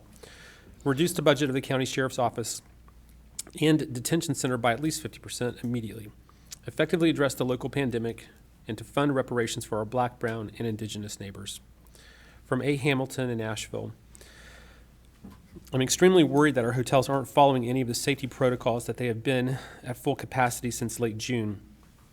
One hotel has come to my attention as being extremely unsafe, and that is the Renaissance Hotel. It is a 273-room hotel in the middle of downtown. It's a very unsafe workplace whose practices are putting their workers, as well as the restaurant and retail workers that the tourists that are staying there come into contact with at extreme risk.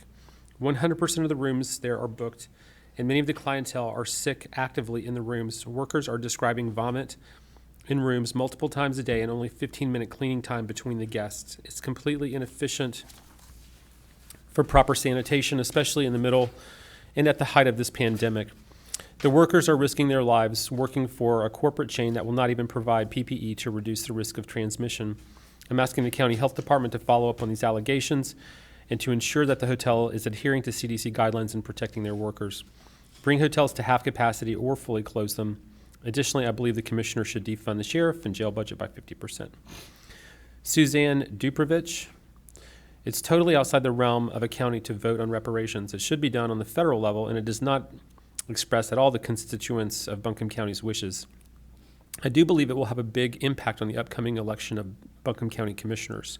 We are not in favor of this resolution that you are passing as well. We will vote you out of office at the first chance. You are only there to represent the people of Buncombe County, not your own ideas and initiatives. Thank you, and I appreciate you will take this into complete consideration before you vote on the resolution.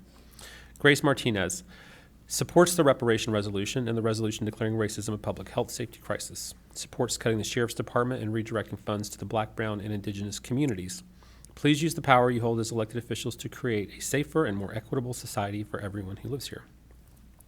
Claude Heiser from Leicester demands the county pay reparations. The county must invest in the economic well-being of Black, Brown, and Indigenous residents, commit resources to eliminate the racial opportunity gap, and provide deeply affordable housing, land provisions, mental health services, rent subsidies, and eviction diversion, free public transit, and restorative justice services for all. Reduce the budget of the county sheriff's department and detention center by at least 50% immediately. Effectively address the local pandemic and to fund reparations for Black, Brown, and Indigenous neighbors. Abolish TDA, prioritize needs of community over tourists, listen to your constituents. Chelsea Gulliver from Asheville. I want you to defund the police by 50% and the jail and sheriff's department. I want that money to go to Buncombe County teachers. I want you to vote in reparations to take care of our Black and Indigenous people, take measures to stop over-tourism in the pandemic by stopping the hotels from filling up to 100%. I'm a bartender. The people working in the tourism industry literally have to choose between providing for our families and our health and safety at this moment. It's not fair. I have so many friends who've gotten sick in the last 2 weeks. It's not okay. All I see is tourists, and they're getting us sick. Bay Gibney from West Asheville. I'm calling about local pandemic effectiveness and hoping to get some help. I'm asking the county to stop reopening. Only essential businesses should be open with a requirement that businesses provide all workers with protective gear and the mask policy is upheld. For example, I was at Ingles today, and they have a huge sign up front, but they aren't totally able to uphold this rule because, for example, the giant 6'4" huge man that walked in and was not willing to put a mask on was going to threaten their lives. We are aware that people's lives are being risked because people refuse to wear a mask. I don't just mean held implication of a mask. I mean the fact that of enforcing it becoming dangerous for employees. They're really asking that they not make other people sick. This guy walked past. I don't know many elderly people. I know you want our economy to open, but you have to do something about mandating these masks and providing the people with them. We need you to resume and expand testing, reallocate funds from sheriff and jail to provide accessible, free testing to all that need it, free masks for everyone who doesn't have one, dismantle the TDA, pay reparations, and provide free public transit. All right, and that concludes the comments. Let me make a quick announcement. The next meeting of the Buncombe County Commission will be held on August 18th at 3 p.m. Our briefing meeting will be at 200 College Street, room 326 in downtown Asheville. At 5 p.m. on August 18th, the commissioners will hold their next regular meeting at 200 College Street, room 326 in downtown Asheville. We have a need for a closed session to discuss a personnel item, but Mr. Joyner?